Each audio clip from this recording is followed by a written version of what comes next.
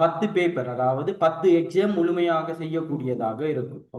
மொத்தமாக part 1 part 2க்குள்ள 20 papers வந்து முழுமையாக உங்களுக்கு 20 நாள் வந்து ஜூலை மாதம் வந்து அந்த செமினார் வந்து ஆரம்பிக்கிறதுக்கு. அப்ப அந்த செமினாரோட முதலாவது இலவச செமினார் தான். என்னண்டா அந்த செமினார்ல நீங்க படிக்க போறீங்க, என்ன விஷயங்களை நாங்க உங்களுக்கு படிச்சு தருவோம் அப்படிங்கிறத நீங்க இந்த செமினார் மூலம் விளங்கி கொள்ள முடியும்.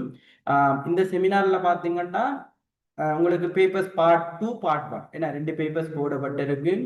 அப்ப அந்த பேப்பரோட வடிவங்களை நீங்க பார்த்திருப்பீங்க, அங்க இருக்க கேள்விகளை பார்த்திருப்பீங்க. பார்ட் 1 பார்ட் 2 சிலர் வந்து இன்னும் பிரிண்ட் அவுட் எடுக்காம கூட இருக்கலாம், பரவாயில்ல நீங்க எடுத்துக்கொள்ளுங்க. ஏன்னா அடுத்த செமினார் வந்து பார்ட் 1, இன்னைக்கு பார்ட் 2 தான் நடக்கும், நாளைக்கு தான் பார்ட் 1 நடக்கும். அப்ப பார்ட் 2 நீங்க பேப்பரை பார்த்திருப்பீங்க, எவ்வாறு கேள்விகள் வந்து அமைஞ்சிருக்கு. அப்ப உங்களுடைய அந்த ஃபைனல் எக்ஸாமுக்கும் இந்த பேப்பரையும் பார்த்தீங்கன்னா எப்படி இருக்கு, கொஞ்சம் ஒரே மாதிரி அங்க வரக்கூடிய கேள்விகள் மாதிரி தான் உங்களுக்கு கேள்விகள் இருக்கும். அதே போல பார்ட் 1 பார்த்தீங்கன்னா இறுதி பரீட்சையில இவ்வாறு ஒரு பரீட்சைக்கு நம்ம புதிய புதிய கேள்விகளுக்கு அப்பதான் பார்ப்போம், ஏன்னா அவ்வாறு தான் வரும். அப்ப அந்த மாதிரி வரக்குள்ள அவ்வாறான கேள்விகள் வந்து பார்ட் 1 பேப்பர்லையும் உங்களுக்கு இருக்கு. அப்ப நீங்க செய்து பார்த்துருப்பீங்க. நீங்க அந்த பேப்பர்ல என்ன செய்யுங்கன்னா செய்து பார்த்துருப்பீங்க, நான் உங்களுக்கு செய்து பாருங்க. செய்து பார்த்ததுக்கு அப்புறம் இன்னைக்கு பேப்பரை திருத்துங்க. திருத்தினதுக்கு அப்புறம் உங்களுடைய பார்ட் 2 மார்க்ஸ் எவ்வளவு வந்து போட்டுக்கொள்ளும். சரியா? நாளைக்கு பார்ட் 1 செய்ததுக்கு அப்புறம் 2 மார்க்ஸையும் கூட்டி பார்ப்போம். நீங்க 2 மார்க்ஸையும் கூட்டி பார்த்தீங்கன்னா ஏறத்தாழ என்ன மார்க்ஸ் வருதோ அந்த நிலைமையில தான் நீங்க இருக்கிறீங்க. கொஞ்சம் ஒரு 5-10 மார்க்ஸ் வந்து கூட குறை ஆகலாமே தவிர நீங்க இருக்கிற நிலைமை அந்த நிலைமை. அப்ப உங்களுக்கு இந்த 2 பேப்பரையும் திருத்தினதுக்கு அப்புறம் நீங்க பார்த்து கொள்ளலாம். இப்ப நாளைக்கு ஒரு எக்ஸாம் வச்சா உங்களுக்கு ஃபைனல் எக்ஸாம் நீங்க எழுதுனீங்கன்னா இவ்வளவு மார்க்ஸ் தான் உங்களுக்கு வரக்கூடியதாக இருக்கும். அதனால இன்னொரு விஷயம் வந்து நீங்க பேப்பரை செய்யும் போது டைம் போட்டு டைமுக்கு செஞ்சிருக்கணும். சரியா? டைம் இல்லாம வேற மாதிரி செஞ்சிருந்தீங்கன்னா மார்க்ஸுகள் வந்து கூட குறைய வரும். என்னன்னா நம்மளுக்கு என்ன பெரிய சவால்னா டைமுக்கு அந்த பேப்பரை செஞ்சு முடிக்கணும். நம்மளுக்கு ஒரு ஒரு பார்ட் 1க்கு ஒரு 3 ஹவர் கொடுத்தோம்னா நம்ம 40 வழியும் சரி எடுப்போம், அது எனக்கு தெரியும். பார்ட் 2 அப்படிதான். சரியா? ஆனா அந்த டைமுக்கு செய்ய போக்குல தான் நம்மளுக்கு அது வந்து அந்த பேப்பர்ல இருக்க 40 கேள்வியை செய்யறதுல நம்மளுக்கு சவாலான விஷயம். சரியா? அப்ப அதுக்கு தான் நம்ம பழகும். அதனால்தான் உங்களுக்கு கடைசியா பாத்தீங்கன்னா மொத்தமாக 20 பேப்பர் போட்டிருக்கோம். 20 பேப்பர் நீங்க இருக்க நிலைமையில இருந்து எனக்கு சொல்ல, நீங்க ஒரே இந்த 20 செமினாருக்கு நீங்க வந்தீங்கன்னா 200 மார்க்ஸ் எடுக்கலாம் அப்படின்னு நான் சொல்ல மாட்டேன். நீங்க இருக்க நிலைமையில இருந்து இந்த 20 செமினார்களும் முடியக்குள்ள உங்களோட மார்க்ஸ் இருக்க நிலைமையில இருந்து குறைஞ்சது ஒரு 30-40 மார்க்ஸ் அதிகரிக்கக்கூடிய வாய்ப்பா தான் வரும். நீங்க வேண்டா ஒரு பேப்பரா நம்ம மார்க்ஸுகளை மார்க் பண்ணிக்கிட்டு போவோம். நீங்க கடைசி பேப்பர் வரக்குள்ள எந்த அளவு மார்க்ஸ்ல இருக்கிறீங்க அப்படிங்கிறத நீங்க விளங்கி கொள்ளக்கூடியதா இருக்கும். அப்ப படிப்பிக்கிற விஷயம் இங்க பாத்தீங்கன்னா நீங்க நினைப்பீங்க பார்ட் 2ல மட்டும்தான் அந்த ஷார்ட்கட்டான விஷயம் இருக்கு, கேள்விக்கெல்லாம் இலகுவான முறைகள்லாம் நிறைய பேர் வந்து பார்ட் 1ல தான் நிறைய அக்கறை செலுத்துது. சரியா? இங்க பாருங்க பார்ட் 2லையும் பாருங்க, நம்ம அதே மாதிரியான விட தெரியாட்டியும் நம்ம விடையை கண்டுபிடிக்கக்கூடிய பல முறைகள் வந்து பார்ட் 2லையும் இருக்கு. சரியா? அந்த மாதிரியான நிறைய விஷயங்கள் வந்து பேப்பர்ல வந்து நீங்க பாப்பீங்க. அதனால பார்ட் 1ல மட்டும் என்ன நம்ம அதிக கவனம் செலுத்தாம பார்ட் 2ல அதிக கவனம் செலுத்தணும். பார்ட் 2ல குறைஞ்சது நம்ம 90க்கு மேல புள்ளிகளை எடுக்கணும். 90க்கு மேல எடுக்கணும். அப்ப நம்ம பார்ட் 1 செய்யக்குள்ள நம்மளால இலகுவாக பாஸ் பண்ணக்கூடியதாக இருக்கும். ஓகே, அப்ப இன்னைக்கு நம்ம பார்ப்போம். எல்லாருக்கும் அப்படி ஸ்கிரீன் விளங்குதா?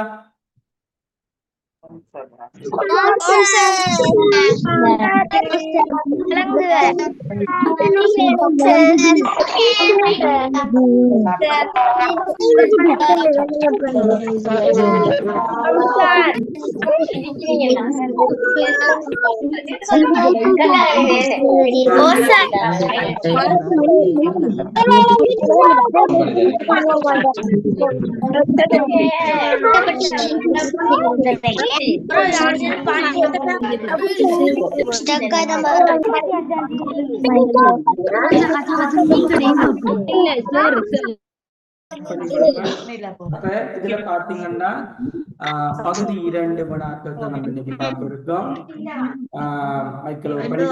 இன்னொரு விஷயம் பாத்தீங்கன்னா ஏற்கனவே சொல்லியிருந்தோம், 500 பேருக்கு தான் ஜூமால இணைய முடியும். மற்றவங்க வந்து நீங்க யூடியூப் மூலமாக இணைந்திருக்கலாம். ஓகே, எனக்கு கொஞ்சம் யூடியூப் கொஞ்சம் செக் பண்ணி கொள்றேன்.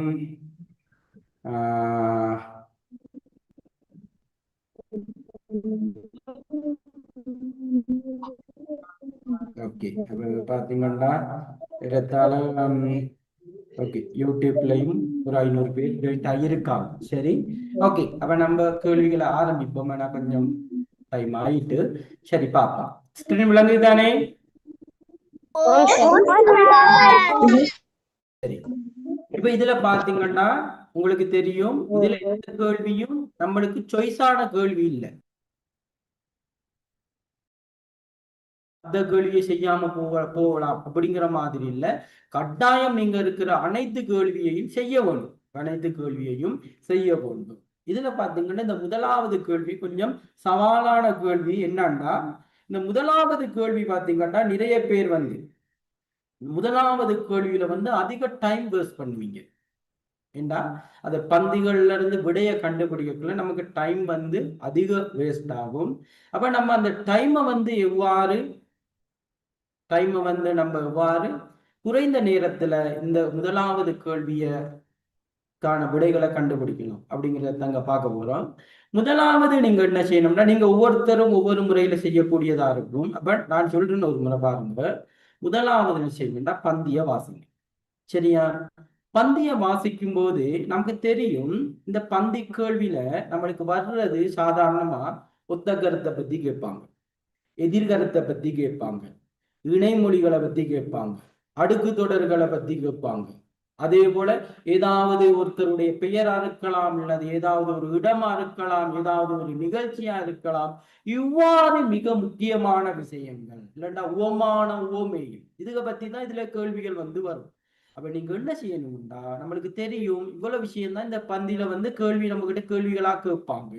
அப்ப இதுல முதலாவதாக நீங்க செய்ய வேண்டிய வேலை என்னன்னா, நீங்க முதலாவது இந்த பந்தியை வாசிக்கும் போது நம்ம படிச்ச விஷயங்கள் ஏதாவது இருக்கான்னு பார்த்தோம். படிச்ச விஷயம் இருக்கக்குள்ள அந்த விஷயத்துக்கு கீழே கோடு போட்டு கொடுக்கும். முதலாவதே நீங்க செய்யணும். அப்ப பாருங்க, நம்ம இந்த கேள்வியை செய்யறதுக்கு எவ்வளவு நேரம் மிச்சமாகும்ட்டு பார்த்துக்கணுங்க. ஓகே, பாருங்க, முதலாவது காட்டுக்கோழிகள் பிறப்பில் இலங்கைக்கே உரித்தான. அப்ப இங்க எதை பத்தி சொல்றாங்க? ஒவ்வொருத்தருக்கும் ஒவ்வொரு விஷயம் முக்கியமாக உங்களுக்கு தோணலாம். உங்களுக்கு முக்கியம் என்று தோன்றதை நீங்க கோடு போட்டுக்கணும். சரி, அப்ப நான் இங்க சொல்றேன், இங்க காட்டுக்கோழிகளை பத்தி சொல்றாங்க. அப்ப ஒரு பிராணியை பத்தி சொல்றாங்க. இது ஒரு முக்கியமான விஷயமா இருக்கும் அப்படின்னு நான் கோடு போட்டுக்கொள்றேன். நீங்க உங்களுக்கு எது அந்த அந்த முதலாவது வாக்கியத்துல எது உங்களுக்கு முக்கியம் என்று தோணுதோ அதுக்குள்ள கோடு போட்டுக்கணும். சரிதானே? ஓகே. அதனால் அவை எமது நாட்டுக்கே உரித்த பிராணிகள் எனப்படும். அதனால் அதை என்னன்னு சொல்றாங்க? எமது நாட்டுக்கே உரித்தான பிராணிகள், நாட்டுக்கே உரித்தான பிராணிகள் சொல்றாங்க. அதனால் காடுகள் பற்றைகள் என்பவற்றில் அவை வாழுகின்றன. எங்க வாழலாம்? காடுகள் பற்றைகள். ஆயினும் அடர்ந்த காட்டு பகுதிகளில் காண்பது கடினம். அடர்ந்த காட்டு பகுதிகளில் காண்பது கடினமா? இலங்கையில் கித்துள்களை யாழ சிங்கராஜ ஆகிய இடங்களில் காட்டுக்கோழிகளை காணலாம். அப்ப 3 இடங்களை பத்தி சொல்றாங்க. இடத்துக்கு கீழே கோடு போட்டுக் கொள்ளுறோம். ஆண் பறவைகள் காட்டுக்கோழி போன்ற உடலமைப்பை உடையன. இப்ப நீங்க பாத்தீங்கன்னா நம்மளுக்கு தெரியும், ஏன்னா ஆண் பறவைகள் நாட்டுக்கோழி போன்ற உடலமைப்பை உடையன. போன்றன்னு வந்துச்சுன்னா அது என்ன? உவமான உவமையும். என்ன போன்றங்கிறது? உவம உருபு. இப்ப நம்மளுக்கு தெரியும், படிச்சிருக்கு, அதான சொல்றேன். நம்மளுக்கு இதுக்கு வெளிய கேள்விகளே வராது. அதனால நம்ம படிச்ச விஷயங்களுக்கு கிழக்கோடு போட்டுக் கொள்ளுங்க. நிலத்தை காலால் கிளறி பல்வேறு விதைகள், விழுந்த பழங்கள் மற்றும் பூச்சிகள் போன்றவற்றை காட்டுக்கோழிகள் உண்ணுகின்றன. எதை சாப்பிடுதான்? பல்வேறு விதைகளை சாப்பிடுதான், விழுந்த பழங்களை சாப்பிடுதான், பூச்சிகளை சாப்பிடுதான். அப்ப எதை சாப்பிடுது அப்படிங்கிறத நீங்க குறிச்சு கொள்ளணும். இப்ப நீங்க பார்த்துக்கொள்ளுங்க. 1 2 3 4 5 6 7 8, நான் 8 இடத்துல கோடு போட்டிருக்கேன். நீங்க ஒவ்வொருத்தரும் கோடு போடுற அந்த எண்ணிக்கை வந்து மாறுபடலாம். சரிதானே? அப்ப நான் முக்கியம் இவ்வளவுதான் நான் கெஸ் பண்றோம். அப்ப நீங்களும் அதை எதை வச்சு நம்ம கெஸ் பண்றோம்? நம்ம படிச்ச விஷயங்கள் ஏதாவது இருக்கா, என்ன உருவுகள் இருக்கா, எதிர்கடுத்து இருக்கா, ஒத்த கருத்து இருக்கா, ஏதாவது இடங்களோட பெயர் இருக்கா, இவ்வாறான அந்த ஒவ்வொரு வாக்கியத்திலும் இருக்கிற முக்கியமான விஷயங்களை மட்டும் நம்ம முதல்ல கோடு போட்டு கொள்ளணும். அப்ப 8 கோடு போட்டிருக்க, நீங்க இருக்குது 6 கேள்வி. அப்ப நம்ம முதல்ல என்ன செய்ய போறோம்டா, கேள்விகளை வாசிக்கணும். அது இப்ப முதலாவது நம்ம வாசிக்கும் போதே இந்த வேலையை செஞ்சு கொள்ளணும். சரியா? அப்ப பாருங்க நம்மளுக்கு எவ்வளவு டைம் மிச்சப்படும் என்று பாருங்க. இப்ப பாருங்க, இப்ப கேள்வியை வாசம். பந்தியை மாத்திரம் துணையாக கொண்டு விடையளிக்குக. காட்டுக்கோழிகள் எமது நாட்டுக்கு உரித்தான பிராணிகள் எனப்படுவதற்கு காரணம் யாது? இப்ப கேள்வியை வாசிட்டீங்க, கேள்வியை வாசிச்சீங்கண்டா நீங்க என்ன செய்யணும்டா, இப்ப நீங்க போயிட்டு எதையாவது இது நான் கோடு போட்டல, இது சம்பந்தமா இதுக்காவது கோடு போட்டிருக்கேன் பாருங்க. உனக்கு தானே எல்லாத்தையும் மறுபடி வாசிக்க தேவையில்ல, கோடு போட்ட விஷயத்தை மட்டும்தான் நம்ம பார்க்க போறோம். அப்ப 1 2 7 8 இடம் பார்த்திருக்கோம், 8 மட்டும் பாக்குறீங்க. அப்ப இது போல பாத்தீங்கன்னா நான் 2வது தடவை போட்டிருக்கேன், நாட்டுக்கே உரித்தான பிராணிகள் எனப்படுது. நாட்டுக்கே உரித்தான பிராணிகள் எனப்படும். அப்ப அது நாட்டுக்கே உரித்தான பிராணி. இப்ப என்ன செய்ய போறீங்க, அந்த வாக்கியத்தை மட்டும் வாசிக்க போறீங்க, அந்த வாக்கியத்தை மட்டுமே வாசிக்க போறீங்க. அப்ப பாருங்க, காட்டுக்கோழிகள் பிறப்பில் இலங்கைக்கே உரித்தானவை, அதனால் அவை எமது நாட்டுக்கே உரித்தான பிராணிகள் எனப்படும். அதாவது பிறப்புலையே இலங்கைக்கு சொந்தமானதுனாலதான் அதை இலங்கைக்கே உரித்தானது என்று சொல்றோம். அப்ப பாருங்க, நம்மளுக்கு பந்தில போயிட்டு எல்லா இடமும் தேட வேண்டிய அவசியம் இல்லை. விடைய அந்த இடத்துல மட்டும் நம்மளுக்கு தெரியும், அந்த இடத்துல தான் அதுக்கான விடை இருக்கு. அந்த வரிசையை மட்டும் வாசிச்சு அங்க விடைய தேர்ந்தெடுத்து விடைய எழுதுறோம். விடைய எழுதி போகுது அங்க இருக்கு அப்படியே அந்த காட்டுக்கோழிகள் பிறப்பில் இலங்கைக்கே உரித்தானவை, அதனால் அவை எமது நாட்டுக்கே உரித்தான பிராணிகள் முழுசா அப்படியே எழுதி விடுறது இல்லை. என்ன கேட்கிறாங்களோ அதுக்கு மட்டும் விடைய எழுதி விட்டீங்கன்னா சரி. காட்டுக்கோழிகள் எமது நாட்டுக்கே உரித்தான பிராணிகள் எனப்படுவதற்கு காரணம் என்ன? அவை பிறப்புல இலங்கைக்கே உரித்தானது, அல்லது அவை இலங்கையில் பிறந்தவை, அவை பிறப்பில் இலங்கைக்கே உரித்தானவை. இல்லண்டா நீங்க அவை பிறப்பில் இலங்கைக்கே உரித்தானவை என்ன அப்படி கூட எழுதி இருக்கலாம். ஆனா வர வேண்டிய இந்த 3 சொல் இது மட்டும்தான். பிறப்பில் இலங்கைக்கே உரித்தானவைங்கிற சொல்லு நீங்க அவைன்னு போட்டிருக்கலாம், அதுன்னு போட்டிருக்கலாம், இப்படி வேணாலும் போட்டிருக்கலாம். இப்படி எழுதுனீங்கண்டா சரி. அப்ப விடை எழுது போது அப்படியே பார்த்து எழுதுறது இல்ல, அந்த கேள்விக்கு சுருக்கமா விடைய எழுத போதும். விளங்குச்சா?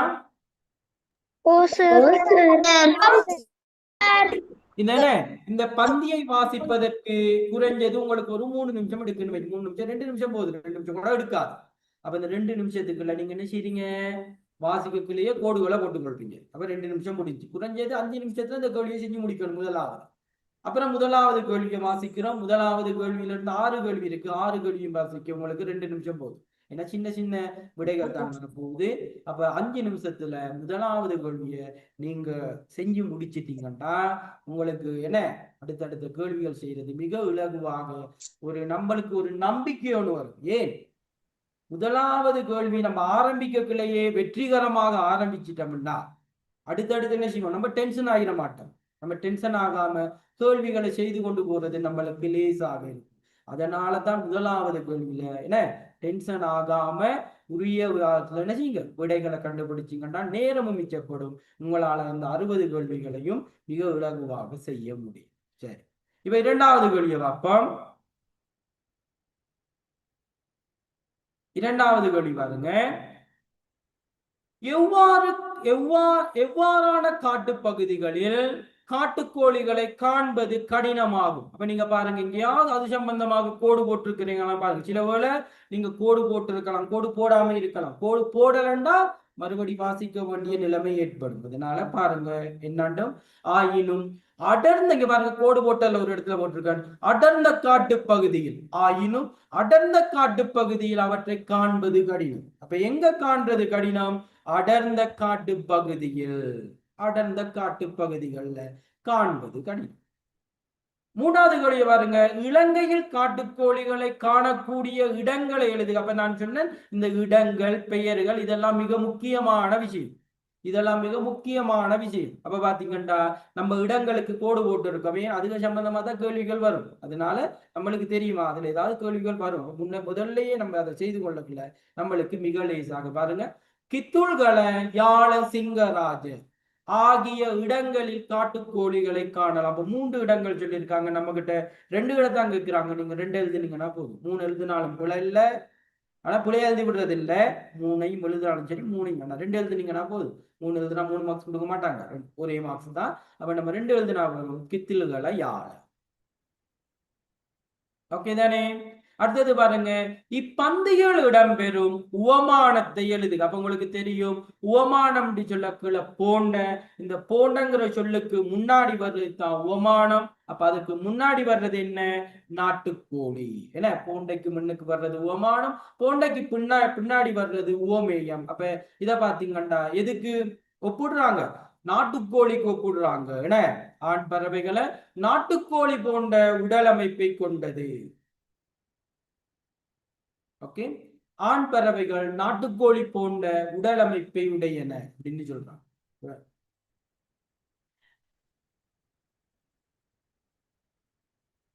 அப்ப இத மாதிரி நாட்டுக்கோழி, அதாவது உவமானம் என்ன? நம்மளுக்கு தெரிஞ்ச விஷயம் ஒன்றை வச்சு தெரியாததை விளங்கப்படுத்துறது. அப்ப நாட்டுக்கோழி நமக்கு தெரியும். அப்ப நாட்டுக்கோழியை வச்சு எதை நம்ம சொல்றோம்?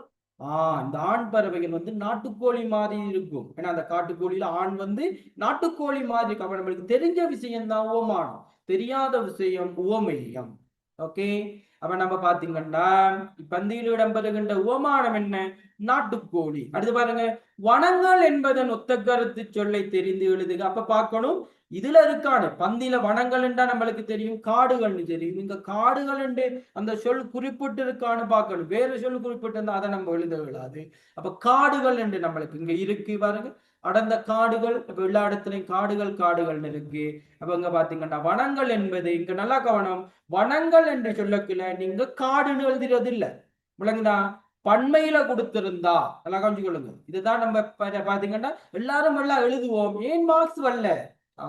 இந்த இந்த சின்ன சின்ன பிரச்சனை தான். சிலர் என்ன செய்யறது, வனங்கள் சொல்லக்குள்ள காடுன்னு மட்டும் எழுதி விடுறது. போச்சா புள்ளி, ஒரு புள்ளி கிடைக்காது, அவ்வளவுதான். அதனால பண்மையில இருக்கா, பண்மையில தான் நீங்க எழுதணும். வனங்கள் காடுகள் எழுதணும், வனம் இருந்தா காடுன்னு எழுதணும். விளங்குச்சு தானே? விளங்குதா இல்லையா?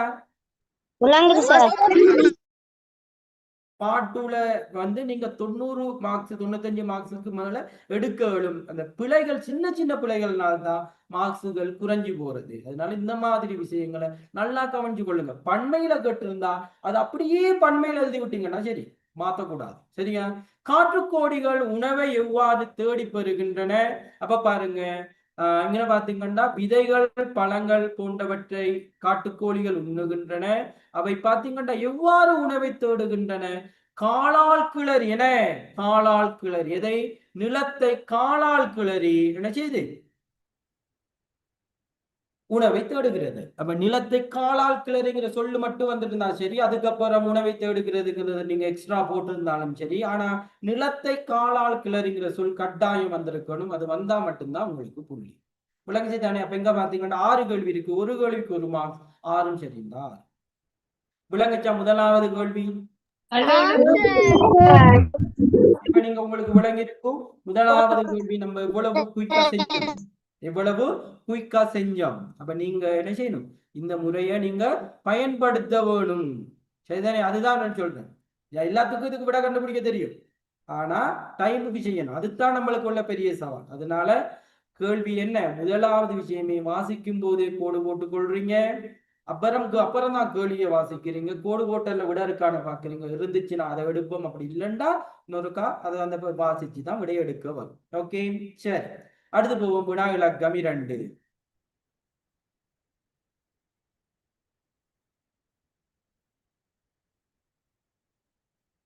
பாருங்க, பின்வரும் ஒவ்வொரு சந்தர்ப்பத்திலும் எழுவாய் பயனிலை தொடர்பு சரியாயின் சரியெனவும் பிழையாயின் பிழையெனவும் அடைப்புக்குள் எழுது. சரியா? இதையும் பார்ப்பீங்க. நிறைய பேர் வந்து இந்த கேள்வி வந்து குழம்பிக் கொள்றது செய்யறது எப்படின்னு. சரியா? லேசான விஷயம். இந்த கேள்வியில நீங்க என்ன செய்யணும்னா எழுவாயும் பயனிலையும் மட்டும்தான் பார்க்கவும். மற்றது எவ்வளவு இருந்தாலும் நம்ம அதெல்லாம் விட்டுற வேண்டியதுதான். பயனிலைன்னு என்ன? வாக்கியத்தினுடைய முடிவு. அப்ப என்ன? இங்க பாருங்க, முதலாவது வாக்கியம் சென்றோம். அப்ப சென்றோம் என்று சொல்லக்குள்ள எழுவாய் என்ன இருக்கணும்? தம்பியும் நானும். தம்பியும் நானும் தான் எழுவாய். தம்பியும் நானும். அப்ப நம்மளுக்கு இது ரெண்டு மட்டும் போதும். இங்க நடுவுல இருக்க இந்த கோவிலுக்கு இதெல்லாம் நம்மளுக்கு இந்த வாக்கியத்துல சரிபுள்ள கண்டுபிடிக்கிறதுக்கு தேவையே இல்லை. இப்ப நீங்க என்ன பாக்குறீங்க? தம்பியும் நானும் சென்றோம். தம்பியும் நானுங்கிறது ரெண்டு பேரு. அப்ப பன்மை. பயனிலையும் பாத்தீங்கன்னா பன்மையில இருக்கு. அப்ப இந்த வாக்கியம் சரியான வாக்கியம். அவ்வளவுதான் விஷயம். பாருங்க, இவ்வளவு லேசா ஒரு புள்ளி கிடைச்சிருக்கு. சரியா? இப்ப பாருங்க, ரெண்டாவது கேள்விய வந்தன. சரிதானே? வந்தனங்கிறது பயனிலை. அப்ப எழுவாய பார்க்கணும் என்ன? மான் கூட்டம்.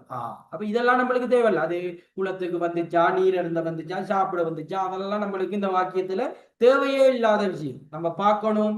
மான் கூட்டம் வந்தன. மான் கூட்டம் வந்தன. சரியா பிழையா? பிழை. மான் கூட்டம் என்று சொல்றது ஒருமையை குறிக்கும். நல்லா கண்டுக்கொள்ளுங்க. சிலர் இங்கே பிளவுறது கூட மான் கூட்டங்களை நிறைய இருக்குமே அப்படின்னு. மான் கூட்டங்கள் சொல்றது ஒருமையை குறிக்கும். மான் கூட்டங்கள் அப்படின்னு சொல்றது தான் பன்மையை குறிக்கும். அப்ப இந்த வாக்கியம் மான் கூட்டங்கள் வந்தன அப்படி வந்திருந்தா சரி, மான் கூட்டம் சொன்னனால வந்தது அப்படிங்கிறதான். கூட்டங்களை குறிக்கும் போது, சரியா, கூட்டங்களை குறிக்கும் போது என்ன, இப்ப கல் குவியல் என்று சொல்லுவோம் அப்படின்னா அது ஒண்ணுதான். கல் குவியல்கள் அப்படின்னா தான் அது பன்மை. அப்ப இங்க பாத்தீங்கன்னா மான் கூட்டம் ஒன்றுதான், ஒரு கூட்டம். அப்ப பன்மைனா என்ன? மான் கூட்டங்கள். அப்ப மான் கூட்டம் வந்தன அப்படிங்கிறது பிழையே.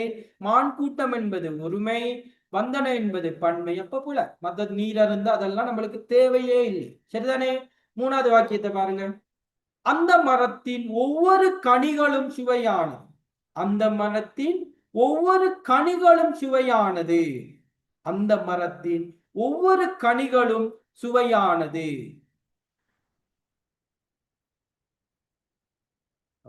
இதுல பாருங்க, கனிகளும் கனிகளும் சுவையானது.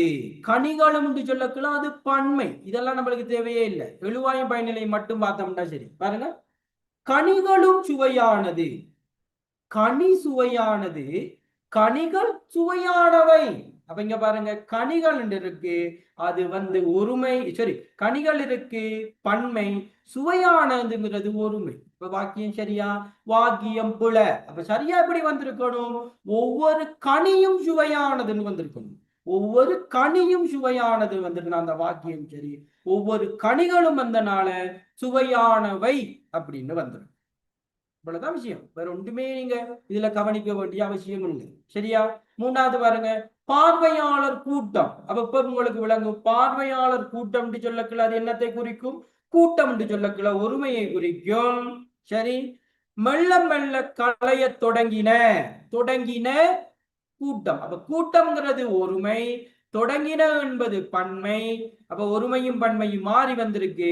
அப்ப இந்த வாக்கியம் விழா. அப்ப சரியா அப்படி வந்திருக்கணும். பார்வையாளர் கூட்டங்கள் மெல்ல மெல்ல களைய தொடங்கின. கூட்டங்கள் என்று வந்திருந்தா அது சரியா. அப்ப இந்த வாக்கியம் விழா. சிறந்த நூல்கள் நல்ல நண்பர்களை போன்றன. சிறந்த நூல்கள் நல்ல நண்பர்களை போன்றன. அப்ப பாருங்க, போன்றன இது நூல்கள். என நூல்கள் போன்றன நல்ல நண்பர்களை போன்றன. அப்ப பாத்தீங்கன்னா என்ன, அதுவும் பன்மையில இருக்கு. சிறந்த சிறந்த நூல்கள் நல்ல நண்பர்களை போன்றன. இதே ஒருமையில எப்படி வந்திருக்கும்? சிறந்த நூல் நல்ல நண்பர்களை போன்றது. போன்றது நீங்க நண்பர்கள் பார்க்கலாம், இல்லைண்டா அது நடுவுல உள்ளதான். இதெல்லாம் நம்மளுக்கு தேவையில்லாத விஷயம். அதை நீங்க நண்பர்களையும் எழுதினாலும் சரி, நண்பனையும் எழுதினாலும் சரி, அது வாக்கியத்துல பாதிப்பை ஏற்படுத்தாது. சரியா? அப்ப பாருங்க, நூல்கள் போன்றன. நூல்கள் போன்றன சரியான வாக்கியம். அப்ப பாருங்க, எழுவாய் பயனிலை தொடர்ப இவ்வளவு லேசா கண்டுபிடிக்க இயலுமா?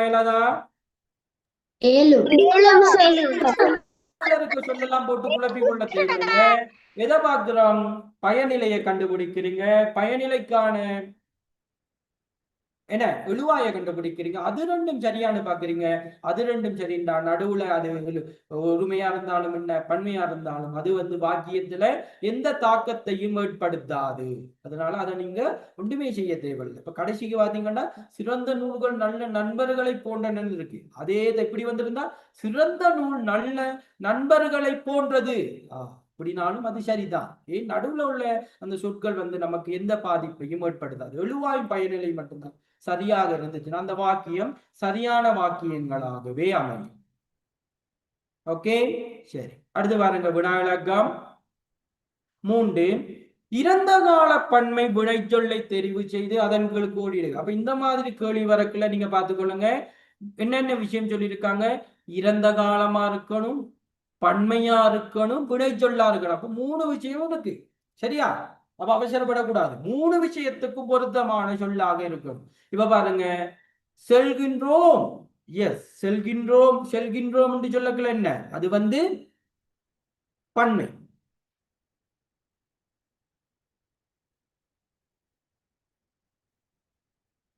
சரி, சரி. இறந்த கால பன்மை வினை சொல்ல இருக்கிறாங்க. இப்ப செல்கின்றோம் என்று சொல்லக்கலாம் அது நிகழ்காலம், சென்றோம்னு சொல்லக்கலாம் அது இறந்த காலம், சென்றதுன்னு சொன்னதும் அது இறந்த காலம். அப்ப பார்க்கணும் நம்ம இறந்த காலமாகவும் இருக்கணும். அப்ப முதலாவது வராது, செல்கின்றோம் அது நிகழ்காலம் வராது. சென்றோம் என்று சொல்லக்கலாம் அது இறந்த காலம், சென்றோம்ங்கிறது பன்மை, அது ஒரு வினைச்சொல். அப்ப இங்க வரக்கூடிய விடை 3வது கேள்விக்கு 2வது விடை சென்றோம். இறந்த காலம் பன்மை வினைச்சொல் 3க்கும் பொருத்தமாக இருக்க வேண்டும். வினாவிளக்கம் 4. பின்வருவனவற்றில் சரியான சொற்களை தெரிவு செய்து அதன் கீழ் கோடிடுக. நிருபர். நிருபர் நிருபர் என்று சொல்றது எது சரியானது? 2வது நிருபர். இணையம் என்று சொல்றது எந்த இணையம் சரி? 4வது இணையம். அடுத்தது பாத்தீங்கன்னா களப்பயணம். களப்பயணம், களப்பயணம் சொல்றது. அப்ப இதெல்லாம் வந்து என்ன, நம்ம நிறைய என்ன படிச்சிருப்பீங்க. அப்படி அந்த ஒலி வேறுபாட்டு சொற்கள் அதுகள் மற்றது இந்த பிழையான என்ன எழுத்துக்களை போட்டு சொல்றது, இந்த மாதிரி விஷயங்கள் வந்து நம்ம 2-3 தடவை வாசிச்சீங்கன்னா தான் எவ்வளவு வாசிக்கிறோமோ அந்த அளவுக்கு இந்த சொற்கள் எழுத்துக்கள் வந்து சரியாக நம்ம என்ன செய்யும், பாடமாக்கி கொள்ள இயலும். அடுத்து பாருங்க, 75ஆம் ஆண்டு நிறைவில் 75ஆம் ஆண்டு நிறைவில் கொண்டாடப்படுகின்ற விழா என்ன?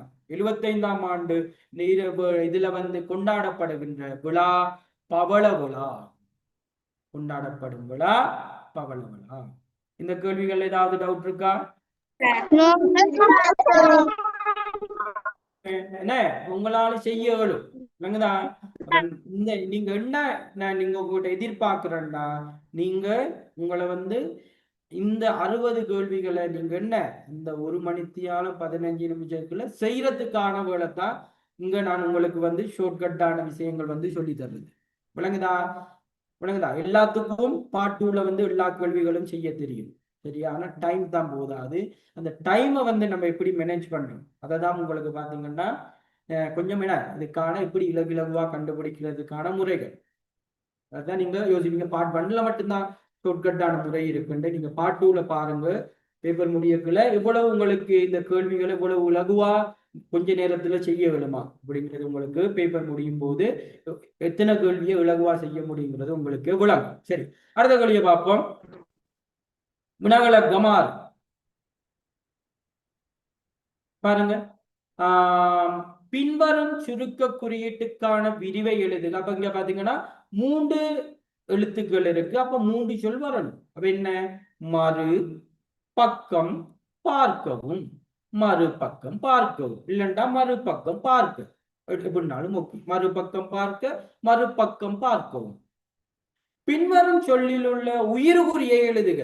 அப்ப உயிர்குறி இங்க நிறைய பேர் வந்து பிளவிடுறது கூட உயிர்குறிகள் சொல்லக்கல. இப்ப இது கோவனாங்கிறது ஒரு எழுத்து, கோவனாங்கிறது ஒரு எழுத்து. அப்ப அதுல மட்டும்தான் உயிர்குறி இருக்கு. அப்ப இதுல பாத்தீங்கன்னா இரட்டை கொம்பு மரம், இங்க இருக்க உயிர்குறி வந்து இரட்டை கொம்பு மரம். இரட்டை கொம்பு வேற, விளங்குதா? இதை கொஞ்சம் பார்த்துக்கொள்ளுங்க. சிலர் வந்து இப்படி பாக்குறது, இரட்டை கொம்புங்கிறது வேற, அரவுங்கிறது வேற, இரட்டை கொம்பும் அரவுங்கிறது வேற. 3க்கு வித்தியாசத்தை பார்த்துக்கொள்ளுங்க. இரட்டை கொம்புங்கிறது மேல உள்ளது, அரவுண்டு சொல்றது 2வது உள்ளது, இரட்டை கொம்பும் அரவுண்டு சொல்றது இது. இப்ப நமக்கு இந்த எழுத்தை தான் தந்திருக்காங்க. அப்ப நீங்க விடை எழுதும் போது என்ன எழுதணும்?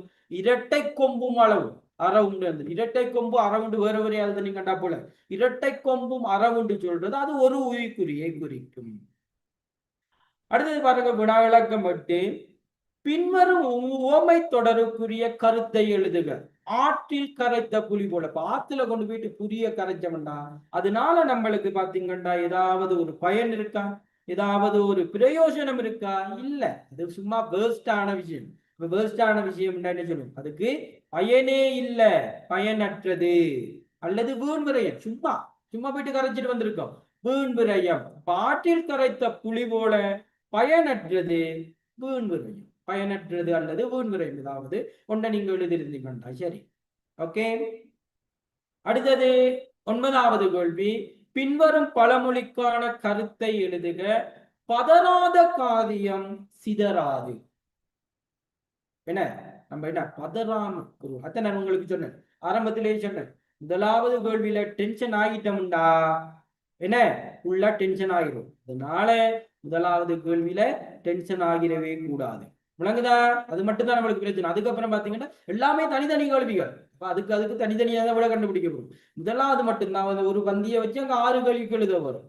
அதனால கொஞ்சம் டென்ஷன் ஆகிட கூடாது நம்ம சொல்றோம். பதறாத காரியம் சிதறாது அப்படின்னு சொல்றேன்டா. நிதானமான செயற்பாடு. நிதானம் வேலையை செய்யும் போது எப்படி செய்யணும்? நிதானமாக செய்தல் வேண்டும். நிதானமாக செய்தல் வேண்டும். இதுல இந்த கேள்விகள் விளங்குச்சா?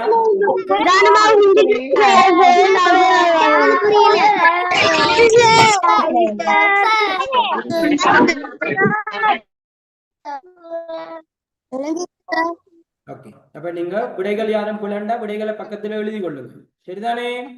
ஓகே, அடுத்த வழி போவோம். வினா இலக்கம் 10வது. குறுக்கெழுத்து புதிரை பூர்த்தி செய்க. ஒரு குறுக்கெழுத்து புதிர் ஒன்று இருக்கு. மேலிருந்து கீழ் என்று சொல்லக்களை உங்களுக்கு விளங்கும். மேலிருந்து கீழ் என்ன? இங்க இருந்து இங்க. இடமிருந்து வளம் என்ன? இங்க இருந்து இங்க. அப்ப நம்பர் நம்மளுக்கு தந்திருக்காங்க. அம்மா பிள்ளைக்கு காட்டுவது. அப்ப மேலிருந்து கீழே இந்த இடத்துல வர வேண்டும். அப்ப இந்த இடத்துல வர வேண்டும்னா எத்தனை எழுத்துக்களா இருக்கணும்? 3 எழுத்துக்களுடைய சொல்லா இருக்க வேணும். அதை கவனிங்களா, 3 எழுத்துக்களுடைய சொல்லா இருக்க வேண்டும். அதே போல பாருங்க, இங்கேயும் ஒன்றா இருக்கு, பேர்டன் தொடுப்பது. இப்ப இதுவும் 3 எழுத்து உள்ள சொல்லா இருக்கணும். அப்ப உங்களுக்கு இங்க விளங்கும் அம்மா காட்டுறதும் அம்மா பிள்ளைக்கு காட்டுறதும் அதே போல பேர்டன் தொடுப்பதும் ரெண்டுமே ஒரே எழுத்துல ஆரம்பிக்க வேணும். அப்படியா இல்லையா? ரெண்டுமே இந்த இடத்துல தான் ஆரம்பிக்குது. இப்ப ஒரே எழுத்துல ஆரம்பிக்கிற சொல்லாக இருக்க வேண்டும். சரி, இப்ப பார்ப்போம். அம்மா பிள்ளைக்கு காட்டுவது. அம்மா பிள்ளைக்கு என்ன காட்டுவாங்க? பாசம் காட்டுவாங்க, அன்பு காட்டுவாங்க. அப்ப நிறைய சொற்கள் இருக்கு. அப்ப அது எதுக்கு பொருத்தமா வரணும்? வேர்டன் தொடுப்பது. அப்ப வேர்டன் தொடுப்பது என்ன? அன்பு. என்ன? அம்பு. அம்பு என்ன? சரி, வேர்டன் தொடுப்பது அம்பு. அப்ப ரெண்டுக்கும் பொருத்தமாக இருக்கணும். அப்ப ஆனாங்கிற எழுத்து அந்த இடத்துல வந்தா பொருத்தமாக இருக்கும். அப்ப நம்ம எழுதி கொள்ளுவோம். அம்மா பிள்ளைக்கு காட்டுவது அன்பு. அதே போல பலமாக வீசும் காற்று. ஒரு காற்று பாத்தீங்கன்னா பலமாக வீசும். பலமாக வீசின அந்த காற்றுக்கு என்ன சொல்லுவோம்? புயல் என்று சொல்லுவோம்.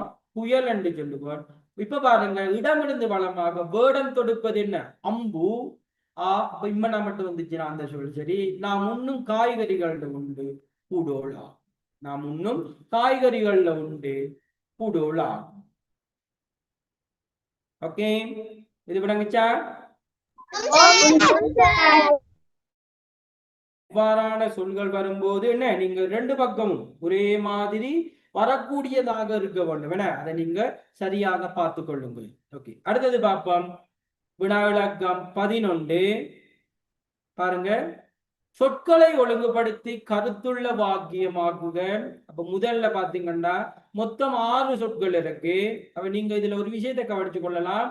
கடைசியில் என்ன செய்யலாம்? நீங்க பயனிலையை முதலாவதாக கண்டுபிடிக்க முடியும். ஏன்னா பயனிலைய கண்டுபிடிக்கலாம். சரி, அதுக்கப்புறம் பாத்தீங்கன்னா இன்னொரு விஷயம் இலகுவா கண்டுபிடிக்கக்கூடியதாக இருக்கும். இங்க பாருங்க, இங்க வந்து கடைசியில பாத்தீங்கன்னா இப்பண்ணாங்கிற சொல்ல முடிஞ்சிருக்கு. இங்க பாத்தீங்கன்னா இக்கண்ணாவுன சொல்லல முடிஞ்சிருக்கு. சரியா? அப்ப இப்பண்ணாவில் முடியும் போது, இப்பண்ணாங்கிற அந்த மெய்யெழுத்துல முடியும் போது அதற்கு அடுத்த சொல் அந்த இப்பண்ணா வரிசையில உள்ள ஏதாவது ஒரு எழுத்துல ஆரம்பிக்கிற சொல்லாத்தான் இருக்கும். சரிதானே?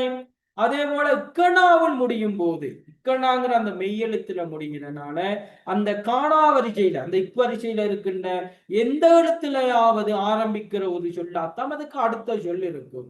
இப்ப உங்களுக்கு ஒரு சின்ன இது ஒன்று வந்திருக்கும் பாருங்க. இப்பண்ணாவில முடிஞ்சனால அடுத்தது என்ன? இப்பண்ணா வரிசையில ஆரம்பிக்கிறது என்ன? பானாங்கிறது தான் இருக்கு. அப்ப இதுதான் இதுக்கு என்ன, இதுக்கு பக்கத்துல வரக்கூடியதாக இருக்கும். இங்க இக்கனாவுல முடிஞ்சனால, அப்ப இக்கனாவுல முடிஞ்சனால இதுக்கு அடுத்து ஆரம்பிக்கிறது காணா வரிசையில் இருக்கு. அப்ப காணா வரிசையில் இருக்குது இந்த சொல் மாத்திரமே. அப்ப இதுக்கு பக்கத்துல இது வரும். அப்ப பாருங்க எவ்வளவு லேசா அந்த 4 சொற்களையும் எது அடுத்தடுத்து வரும் அப்படிங்கிறத நம்ம முதல்ல கண்டுபிடிச்சு கொண்டோம். சரியா?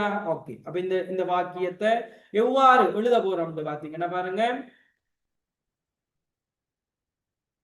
வீட்டு தோட்டத்தை பயனுள்ள ஓய்வு நேரத்தை பயனுள்ளதாக கழிக்க வீட்டு தோட்டம் செய்தல் நன்று. அப்ப இங்க பாருங்க, இது ரெண்டும் அடுத்தடுத்து வந்திருக்கா இல்லையா? இப்ல தொடங்கினால பால வந்திருக்கு, இக்ல தொடங்கினால கேல வந்திருக்கு. அப்ப பாருங்க அந்த 4 சொல்கள் 3 சொல்களும் அடுத்தடுத்து நம்மளுக்கு வருங்கிறத நீங்க கண்டுபிடிச்சு கொள்ளுங்க. இந்த மெய்யெழுத்தை வச்சு, மெய்யெழுத்து எது இருக்கோ அதுக்கு அடுத்து வர்றது என்ன இருக்கும், அதே மெய்யெழுத்து வரிசையில ஆரம்பிக்கின்ற ஒரு சொல்லாக இருக்க வேண்டும். அப்ப ஓய்வு நேரத்தை பயனுள்ளதாக கழிக்க வீட்டு தோட்டம் செய்தல் நன்று. இது பாத்தீங்கன்னா இது மொத்தமாக பாத்தீங்கன்னா 11 கேள்விகள் இருக்கு தமிழ் பகுதியில. தமிழ் பகுதியில பாத்தீங்கன்னா உங்களுக்கு மொத்தமாக 30 புள்ளிகள் 30 புள்ளிகள், 2 எக்ஸ்ட்ரா புள்ளிகள் நம்மளுக்கு கிடைக்கும். மொத்தம் பாத்தீங்கன்னா 32 புள்ளிகள் தமிழ் பகுதியில உங்களால எடுக்கக்கூடியதாக இருக்கும். அதனால மிக இலகுவான கேள்விகள். என்ன நீங்க என்ன செய்யணும், நல்லா வாசிச்சு இப்ப நீங்க உங்களுக்கு எதுவும் பாடமாக்க வேண்டிய எங்கள் விஷயங்கள் இருந்துச்சுன்னா ஒத்த கருத்து எதிர்கருத்து அதுகள்லாம் பாடமாக்கி கொள்ளுங்க, பழமொழிகளை பாடமாக்கி கொள்ளுங்க, உவமை தொடர்களை பாடமாக்கி கொள்ளுங்க. அவ்வளவுதான். சரி, கொஞ்சம் விஷயம் தான் இருக்கு நம்மளுக்கு பாடமாக்கும். சரி, இந்த விஷயங்களை மட்டும் பாடமாக்கி கொண்டா இதுல நீங்க 30 மார்க்ஸ்களும் எடுக்கக்கூடியதாக இருக்கும். அடுத்த பகுதி பாத்தீங்கன்னா நம்மளுக்கு வர்றது ஆங்கிலம் சிங்களம் பகுதி. அதுல பாத்தீங்கன்னா பின்வரும் ஒவ்வொரு படத்துக்கும் பொருத்தமான ஆங்கில சொல்லை தரப்பட்டுள்ள கட்டத்தினும் ஆங்கில எழுத்துக்களில் எழுதுக. இன்னொரு விஷயம் பாத்தீங்கன்னா ஆங்கில எழுத்துக்களை எழுதும் போது நீங்க முதல்ல பாத்தீங்கன்னா கேபிட்டல் எழுத்துல முதல்ல ஒரு சொல்ல ஆரம்பிக்கும், ஒரு சொல்ல கேபிட்டல் எழுத்துல ஆரம்பிக்கும். அதுக்கு அடுத்தது பாத்தீங்கன்னா இருக்க எழுத்தெல்லாம் சிம்பிள் எழுத்துக்களாக எழுதப்பட வேண்டும். இவ்வாறு எழுதுனீங்கன்னா இதுதான் என்ன சொற்கள் எழுதுறது. இதை நீங்க எல்லாமே கேபிட்டல் எழுத்துல எழுதினாலும் ஓகே, எல்லாமே கேபிட்டல் எழுத்துல எழுதினாலும் ஓகே, அல்லது எல்லாத்தையும் என்ன சிம்பிள் எழுத்துல எழுதினாலும் ஓகே. எப்பயும் பாத்தீங்கன்னா இப்படி சேர்த்து எழுதாதீங்க, கேபிட்டலும் சிம்பிளும் சேர்த்து எழுதாதீங்க. எழுதுனீங்கன்னா என்ன அது கொஞ்சம் அது என்ன அப்படி அது முறை அல்ல. ஓகேயா? அப்ப நான் சொன்ன பாத்தீங்கன்னா 2 மார்க்ஸ் ஒன்று கிடைக்கும்.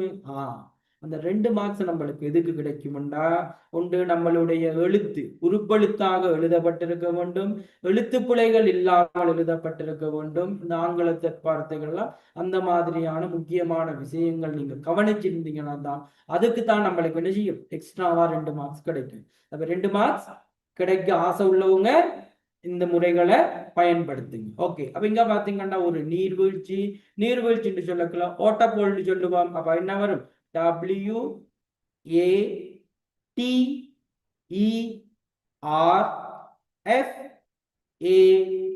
WATERFALL, ஓட்டப்போல். அடுத்தது பாத்தீங்கன்னா மேசை, TABLE. அப்ப இங்க பாத்தீங்கன்னா அந்த புக்ஸ்ல எல்லாமே கேபிட்டல் எழுத்துக்களாக தரப்பட்டனால நான் நினைச்சிருக்கேன் அதே கேபிட்டல் எழுத்துக்களை பயன்படுத்தி. ஓகேயா? சரி, இதுல ஏதாவது டவுட் இருக்கா? 11வது கேள்வியில என்ன அத என்ன பிழையா இருக்கிறத சரியா எழுதக்குள்ள அது ஒரு வாக்கியம், வாக்கியம் முடியும் போது கடைசியில முற்றுப்புள்ளியை வைத்து விடும். சரியா? கடைசியில முற்றுப்புள்ளியை வச்சு. அடுத்த கேள்வி பார்ப்போம். இலக்கம் 13.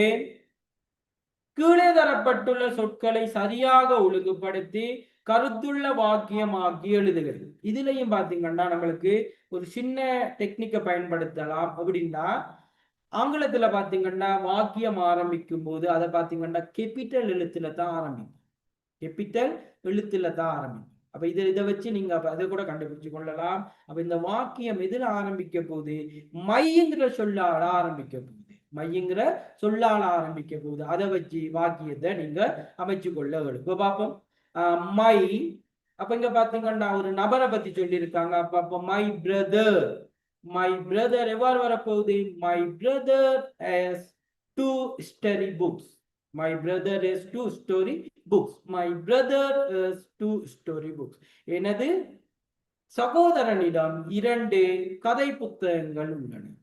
ரெண்டாவது பாருங்க, இப்ப தேயிலத்தை ஆரம்பிக்க போது அப்ப இப்போ நம்மளுக்கு தெரியும் எழுவாய்க்கு அப்புறம் ஆங்கிலத்துல வர வேண்டியது என்ன? பயனிலை வர வேண்டும்.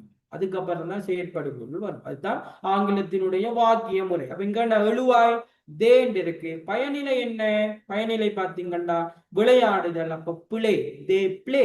என்ன விளையாடுறாங்க? கிரிக்கெட். எப்ப? இந்த evening. They play cricket in the evening. They play cricket in the evening. வினா இலக்கம் 14 பாருங்க. ஒவ்வொரு ஆங்கில சொல்லுக்கும் உரிய தமிழ் சொல்லை எழுதுக. இப்ப லைப்ரரி நீங்க 2 சொல்ல எழுதியிருக்கலாம். உண்டு நூலகம் என்று சொல்லலாம், அல்லது வாசிக சாலை என்று சொல்லலாம். பிளே கிரவுண்ட் சொல்லக்குள்ள விளையாட்டு மைதானம் அல்லது விளையாட்டு திடல் அப்படின்னு சொன்னாலும் சரி.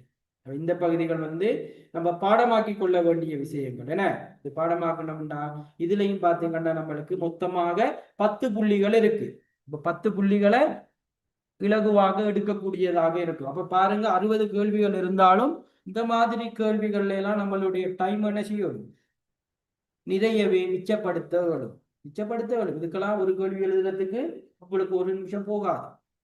டைம்களை மிச்சப்படுத்தக்கூடிய கேள்விகள் தான் இதெல்லாம். அதுக்கு இந்த சொற்களினுடைய அர்த்தங்களை நீங்க நினைக்கணும், பாடமாக்கி கொள்ளணும். அடுத்து பாருங்க, அத் என்ற சொல்லுக்குரிய தமிழ் சொல்லை எழுதுக. அப்ப அத்து என்று சொல்லி இருக்காங்க. இந்த மாதிரி சொல்கள் வரக்குள்ள ஒருமை பன்மையை நல்லா கவனிக்கணும். ஒருமையா இருந்தா ஒருமையில இருந்தாலும் பன்மை இருந்தா பன்மை. அப்ப அத்துண்டு சொல்றது அது பன்மை, கைகள் என்று சொல்லுவோம். அத்தாண்டு சொன்னா அது பார்த்தீங்கன்னா அத்தாண்டு சொன்னா கையை குறிக்கும். அத்தாண்டு சொன்னா கை, அத்தண்டு சொன்னா கைகள். அத்தண்டு சொன்னா கைகள்.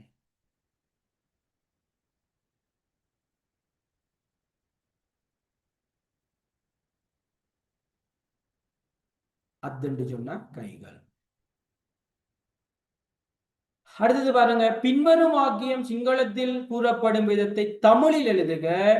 நேரம் 8 மணி. நம்ம சிங்கள எழுத்து பயன்படுத்துறது இல்ல. அப்ப நேரம் என்று சொல்றது விழாவ, 8 மணிக்கு சொல்றது அட். நேரம் 8 மணி. அப்ப விழாவா அட்ட. அப்ப சிங்களத்துல எழுதக்கல அதே ஓடருக்கு நம்ம எழுதி விட்டோம்னா சரி. அடுத்து பாத்தீங்கன்னா கணித பகுதி. கணித பகுதியில மொத்தமாக 32 புள்ளிகள் நம்மளுக்கு கிடைக்கும். ஒவ்வொரு கேள்விக்கும் 2 புள்ளிகள் கிடைக்கும். அதனால கணித பகுதிகள் மிக இலகுவான பகுதி. இந்த பேப்பர்லயே லேசான பகுதி கணித பகுதி தான். ஏன் கணித பகுதி லேசி?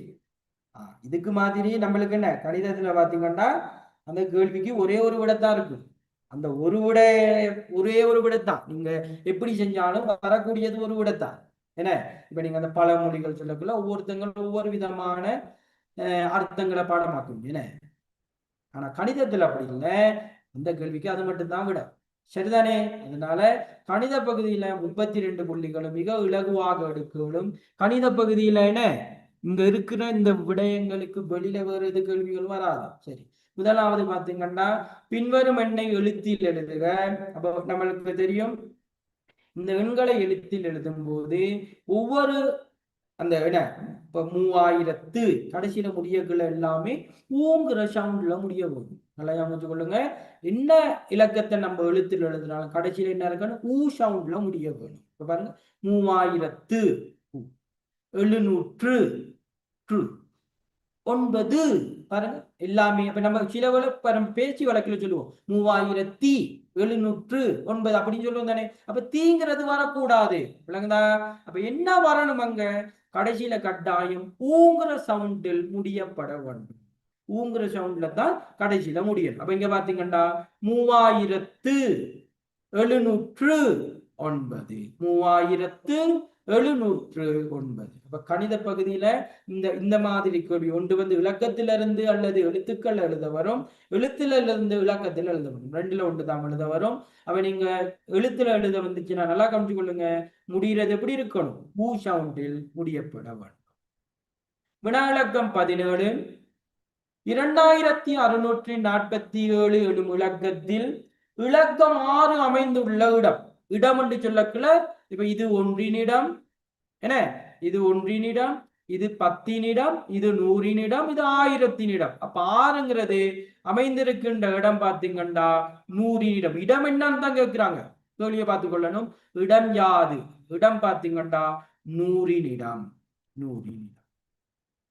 இலக்கம் 4 வகை குறிக்கப்படும் பெருமானம். அந்த 4 குறிக்கின்ற பெருமானம் என்னன்னு கேட்கிறாங்க. 4 குறிக்கின்ற பெருமானம். அப்ப 4 இருக்கிறது இந்த இடத்துல 10 இடத்துல. அப்ப 4 தர 10. அப்ப அதுதான் அதனுடைய பெருமானமாக இருக்கும். அப்ப 4 தர 10 4 என்ன வகை குறிக்கின்ற பெருமானம் எத்தனையா இருக்கும்? 4 வகை குறிக்கும் பெருமானம் 40 இருக்கும். விளங்குதா? இதை பார்த்தீங்கன்னா நீங்க விடைகளை விளக்கத்துல எழுதினாலோ எழுத்துலயோ எழுதுகளும் யாருமே எழுத்துல எழுத போவாதீங்க. விடைகளை எழுத்துல எழுத சொன்னதை மட்டும் எழுத்துல எழுதுங்க. மற்ற எல்லாத்தையும் விளக்கங்களே பயன்படுத்து. வினா இலக்கம் 18. வட்டத்தினுள் உள்ள இலக்கங்களை கொண்டு ஆக்கக்கூடிய மிகச்சிறிய எண்ணை எழுதுக. மிகச்சிறிய எண்ணை எழுதும் போது மிக சின்ன எண்ணை எழுத போறோம்னா என்ன செய்யணும்? ஏறு வரிசையில் எழுதப்பட வேண்டும். அவ்வளவுதான் விஷயம். ஏறு வரிசையில எழுதப்பட வேண்டும். அப்ப ஏறு வரிசையில எழுதும் போது நீங்க பாத்தீங்கன்னா மொத்தம் இங்க இந்த இதுல பாத்தீங்கன்னா 5 இலக்கங்கள் இருக்கு. அப்ப நம்ம எழுத போறது 5 இலக்க எண்ணாக இருக்கும். 5 இலக்க எண்ணாக இருக்கும். அப்ப ஏறு வரிசையில எழுதுறது ஓகே. அப்ப இங்க பாத்தீங்கன்னா 0 இருக்கனால நீங்க என்ன செய்யுங்கண்டா முதலாவது 0 கொண்டு வந்து 2வது இடத்துல போட்டு அவ்வளவுதான் விஷயம். இதை மட்டும் சரியா போட்டீங்கன்னா சரி. 0 2வது இடத்துல போட்டுட்டு மிச்சம் இருக்கிறத ஏறு வரிசையில எழுதுங்க. இப்ப மிச்சம் எத்தனை? 1. அடுத்து பாத்தீங்கன்னா 1 0 அதுக்கப்புறம் எவ்வளவு? 4. அதுக்கப்புறம் 5. அதுக்கப்புறம் 6. அப்ப இங்க வரக்கூடிய என்ன விடவா இருக்கு? 10,456. 10,456. அப்ப நம்மளுக்கு மிக சிறிய என்று சொல்லக்குள்ள மட்டும் என ஏறு வரிசையில் எழுதப்பட வேண்டும். ஏறு வரிசையில் எழுதக்குள்ள 0 கொண்டு வந்து என்ன செய்யணும்? 2வது இடத்துல போடணும். அதே நம்மளுக்கு கேட்டிருந்தாங்கண்டா இறங்கு வரிசையில எழுதுக. அப்ப அது ஒன்று பிரச்சனை. இறங்கு வரிசையில் எழுதக்குள்ள 6 5 4 1 0. அதே நிச்சயம் பெரிய எண்ணில இருந்து சின்ன எண்ணுக்கு எழுதி விடுறோம். அங்க 0 எல்லாம் எங்கேயும் கொண்டு போய் ஓடுறோம். அது எந்த ஓடல வருதோ கடைசியில தான் வரும். கடைசியில போட வேண்டியது. ஆனா இங்க ஒரு விஷயம் கவனிச்சு கொள்ளுங்க. சிறிய எண்ணை எழுது கொண்டு சொல்லக்கல 0 கொண்டு போயிட்டு 2வதாக போட்டுக்கொள்ள வேண்டும். 0 இல்லாம எழுதுனீங்கன்னா அது 4 இலக்க எண்ணாக மாறி போயிடும். அப்ப இங்க மொத்தமா இருக்குது 5 இலக்க. அப்ப நம்ம எழுதுற எண் 5 இலக்க எண்ணாக இருக்க வேண்டும். வினா இலக்கம் 19. எண்கோளத்துக்கு ஒட்ட வெற்றிடத்தில் இடம்பெற வேண்டிய எண்களை எழுதுக. அப்ப இந்த எண்கோளம் பார்த்தீங்கன்னா அதிகரித்து கொண்டு போகுது. அதிகரிக்கிறதுக்கான சந்தர்ப்பம் 2 ஒன்று வந்து கூட்டலா இருக்கும், மற்றது வந்து பெருக்கலாக இருக்கும். அப்ப அது போற அந்த வித்தியாசத்தை பார்த்து நம்ம முடிவு பண்ணி கொள்ளலாம். ஒரு சின்ன விஷய வித்தியாசமா இருந்தா அது பெரும்பாலுமே கூட்டலா தான் இருக்கும். பெரிய வித்தியாசமா இருந்தா அது பெருக்கலாக இருக்கும். அப்ப இது கூட்டலாண்டு பார்ப்போம். 60ல இருந்து 54 கழிச்சு பார்ப்போம். 60ல இருந்து 54 கழிச்சோம்னா 6. ஓகே. அடுத்து 66ல 60 கழிச்சோம்னா 66ல 60 கழிச்சோம்னா 6. அப்ப நம்மளுக்கு தெரியுது இங்க இருக்கிற வித்தியாசம் எத்தனை? 6ஆக இருக்கிறது. அப்ப அதுக்கு 54க்கு முன்னுக்குள்ள என்ன கண்டுபிடிக்கிறதுக்கு என்ன செய்ய போறோம்? 54ல இருந்து 6 கழிச்சு விட்டீங்கன்னா எவ்வளவு?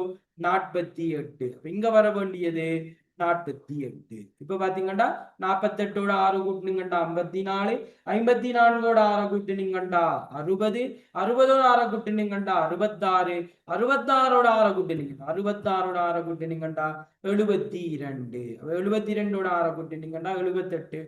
அதையும் பார்த்து கொண்டீங்கன்னா நம்ம கண்டுபிடிச்சது எல்லாம் சரியா அப்படின்ட்டு வந்து. ஓகேயா? கணித பகுதியில பாத்தீங்கன்னா ஒரு கேள்விக்கு 2 மார்க்ஸ். அடுத்த கேள்வி பார்ப்போம். வினா இலக்கம் 20. பார்த்துக்கொள்ளுங்க. இரு பாடசாலைகளின் மாணவர்களின் எண்ணிக்கை பற்றிய விவரம் கீழே தரப்பட்டுள்ளது. இப்ப பாடசாலை பார்த்தீங்கன்னா சரஸ்வதி வித்யாலயம், சாகிரா வித்யாலயம். மாணவர்களுடைய எண்ணிக்கை ஆண் பிள்ளைகளை வேறையா பெண் பிள்ளைகளை வேறையா தந்திருக்காங்க. இவ்வாறு தரும்போது நீங்க என்ன செய்யணும்? முதல்ல அந்த அட்டவணையில என்ன தந்திருக்காங்க அப்படிங்கிறத விளங்கிக் கொள்ளணும். எந்த பக்கம் எதை தந்திருக்காங்க, எது எதனுடன் தொடர்புபட்டது அப்படிங்கிறத விளங்கிக் கொள்ளணும். சரிதானே? இங்க பாருங்க, இந்த பக்கம் இருக்கல்ல பாடசாலையில பேர், இந்த பக்கம் இருக்க மாணவர்கள். அப்ப என்ன அர்த்தம்? இங்க சரஸ்வதி பாடசாலையில ஆண் பிள்ளைகள் இத்தனை, பெண் பிள்ளைகள் இத்தனை. ஷாகிரா வித்தியாலயத்துல ஆண் பிள்ளைகள் இத்தனை, பெண் பிள்ளைகள் இத்தனை. அப்படிங்கிறத இந்த வரைபுலன்னு இந்த அட்டவணையில முதல்ல நம்ம விளங்கி கொள்ளணும். எது எதை குறிச்சிருக்காங்க, அப்பதான் விடைய செய்யணும். விளங்குதா? இந்த சார்ட்ல என்ன தந்திருக்காங்கன்னு நம்மளுக்கு விளங்கலண்டா கேள்விக்கு விட கண்டுபிடிக்க இயலாது. அப்ப நீங்க இந்த பக்கம் எதை தந்திருக்காங்க, எதை எதனுடன் தொடர்படுத்திருக்காங்க அப்படிங்கிறத முதல்ல காமிச்சுக்கணும். சரியா? இப்ப பாருங்க, சரஸ்வதி வித்தியாலய மாணவர்களின் மொத்த எண்ணிக்கை யாரு அப்படின்னா, சரஸ்வதி வித்தியாலயத்துல மொத்த மாணவர்கள் எவ்வளவு கேட்கிறாங்க. அப்ப சரஸ்வதி வித்தியாலயம் இது மொத்த மாணவர்கள் சொல்லக்குள்ள அந்த பாடசாலையில மட்டும் இருக்க ஆண்களையும் பெண்களையும் கூட்டணும். அப்ப ஆண்கள் 1016, பெண்கள் 1269, கூட்டினீங்கன்னா 2285. கூட்டெல்லாம் உங்களுக்கு தெரியும் என்ன? அப்ப நீங்க இதெல்லாம் என்ன செய்கதால செய்யணும். இங்க கொண்டு போயிட்டு எங்கேயாவது பேப்பர்ல மூளைகள்ல எழுதி வைக்கிறது இல்ல, எழுதி செய்யறது இல்ல. ஏன்? நான் சொல்லியிருக்கேன், பேப்பர் எல்லாம் நீட்டா செஞ்சாதான் உங்களுக்கு அந்த மேலதிகமா கிடைக்கிற 2 புள்ளி கிடைக்கும். பேப்பர்ல எங்கேயாவது மூலையில எழுதுறது, அங்க செய்யறது இங்க செய்யறதெல்லாம் இல்லை. செய்கதாள்ல ஒவ்வொரு கேள்விக்கு கீழே கீழே கீழே கீழே கீழே என்ன செய்யுங்க, ஒவ்வொரு விடையா செய்வாங்க. செய்கதாள்லையும் ஒரு கேள்வி இந்த மூலையில, மற்ற கேள்வி அந்த மூலையில, கீழே ஒண்ணு மேல ஒண்ணு அந்த பக்கம் ஒண்ணு, அப்படியெல்லாம் செய்யறது இல்லை. ஒரு அழகா ஒவ்வொரு கேள்வியும் கீழே கீழே செய்துட்டு வாங்க. சரியா? பேப்பர் முடிஞ்சுன்னா இன்னொரு பேப்பர் வாங்கி அதுல செய்யுங்க. விளங்குதா?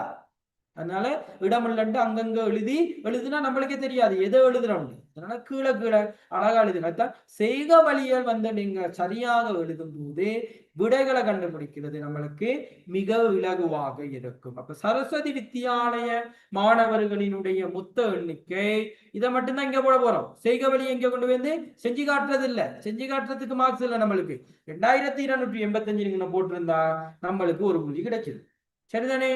ரெண்டாவது பாருங்க, சரஸ்வதி வித்தியாலயத்தின் பெண் பிள்ளைகளின் எண்ணிக்கைக்கும் சாகிரா வித்தியாலயத்தின் பெண் பிள்ளைக்கு இடையே உள்ள வித்தியாசம். வித்தியாசம்னா அது என்ன கணக்கு? வித்தியாசம் வந்தா அது கழித்தல் கணக்கு. ஒரு விஷயம் நல்லா ஞாபகம் வச்சுக்கொள்ளுங்க, மொத்தம்னு வந்தா மட்டும்தான் அது கூட்டல் கணக்கா இருக்கும் தவிர வேற எந்த சொல் பயன்படுத்தினாலும் அது வித்தியாசம் இருக்கலாம், கூடவா இருக்கலாம், குறையா இருக்கலாம், இன்னும் எவ்வளவு தேவண்டு இருக்கலாம், என்ன எவ்வளவு குறைவானது எவ்வளவு கூடியது, எவ்வாறான சொல்கள் பயன்படுத்தினாலும் அந்த கணக்குகள் எல்லாமே கழித்தல் கணக்குகளாகத்தான்.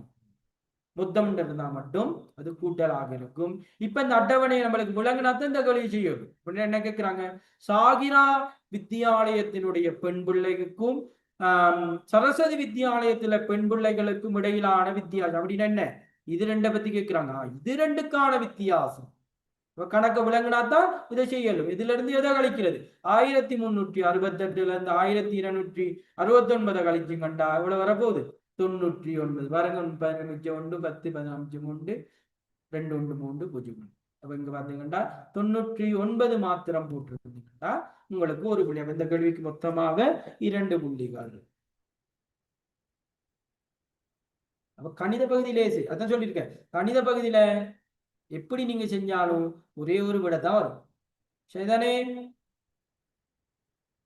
அடுத்த கேள்வி பாருங்க, வினாவிலக்கம் 21ல ஒரு தொகை புத்தகங்களை 4 பாடசாலைகளுக்கு இடையே சமமாக பங்கிட்ட போது, பாருங்க கேள்வியை நல்லா விளங்கி, ஒரு தொகுதி புத்தகத்தை 4 பாடசாலைகளுக்கு இடையில சமமா பகிர்ந்த போட்டு ஒரு பாடசாலைக்கு 360 புத்தகங்கள் கிடைத்ததுன்னா பங்கிடப்பட்ட மொத்த புத்தகங்களின் எண்ணிக்கையாது. 4 பாடசாலைக்கு கொடுத்திருக்காங்களா, ஒரு பாடசாலையோட அளவு நம்மளுக்கு தந்திருக்காங்க 360ண்டா. அப்ப அந்த 360 மாதிரி 4 பாடசாலைக்கும் கொடுத்திருப்பாங்க இல்லையா? அப்ப என்ன செய்யணும், தர 4. அப்படி இல்லைண்டா 360 என்ன செய்யணும், 4 தடவை கூட்டி விட்டீங்கண்டா சரி. அப்படியே செய்யலாம். இல்லைண்டா நேரடியாக என்ன செய்யலாம், 360 4ஆல பெருக்கி விட்டீங்கன்னா சரி. ஏன், ஒரு பாடசாலைக்கு 360, இதே மாதிரி 360 360 360 360 4 பாடசாலைகளுக்கு கொடுத்திருக்கோம். 360 4ஆல பெருக்கி விட்டீங்கன்னா நம்ம கொடுத்த மொத்த புத்தகங்களோட எண்ணிக்கை 1440. வினாலக்கம் 22. வட்டத்தில் உள்ள எண்களுள் 2 5 மீதியின்றி வகுப்படக்கூடிய எண்கள் இரண்டுமே. அப்ப நீங்க இது இருக்கின்ற ஒவ்வொன்றையும் என்ன செய்யலாம், பிரிச்சு பார்க்கணும். அப்படி இல்லைண்டா இன்னொரு முறை உங்களுக்கு சொல்லித்தான பார்த்துக்கொள்ளுங்க. 2 மீதியின்றி வகுப்படும்டா ஒன்றினிடத்தின் இலக்கம் 2 4 6 8 0 இப்படி இருந்துச்சுன்னா அந்த எண்ணெல்லாம் எப்படி இருக்கும், 2 மீதியின்றி வகுப்படும். 5 மீதியின்றி வகுபடணும்னா அது பாத்தீங்கன்னா ஒன்றினிடத்தின் இலக்கம் 0 அல்லது 5 இருக்கும். கடைசியில 0 இருந்தாலும் அது 5 மீதியின்றி வகுபடும். அதே போல 5 இருந்தாலும் மீதி. இப்ப நீங்க உங்களுக்கு ஒரு விஷயம் விளங்குதான்னு பாருங்க. இங்க பாருங்க, 2 5 ஒரு எண் வகுபடணும்டா 2 5 வகுபடணும். இங்க பாருங்க, இந்த 0 தானே இருக்கு பாருங்க. இங்கேயும் 0 இருந்தா அது 2 வகுப்படும், இங்கேயும் 0 இருந்தா அது 5 வகுப்படும். அப்ப 0 இருக்க என்னெல்லாம் என்ன நடக்க போகுது, 2 5 மீதியின்றி வகுப்படும். அப்ப 0 இருக்கிறது என்ன, 20. நீங்க 20 2 பிரிச்சு பாருங்க, மீதி வராது. 70 2 பிரிச்சு பாருங்க, மீதி வராது. அதே 20 5 பிரிச்சு பாருங்க, மீதி வராது.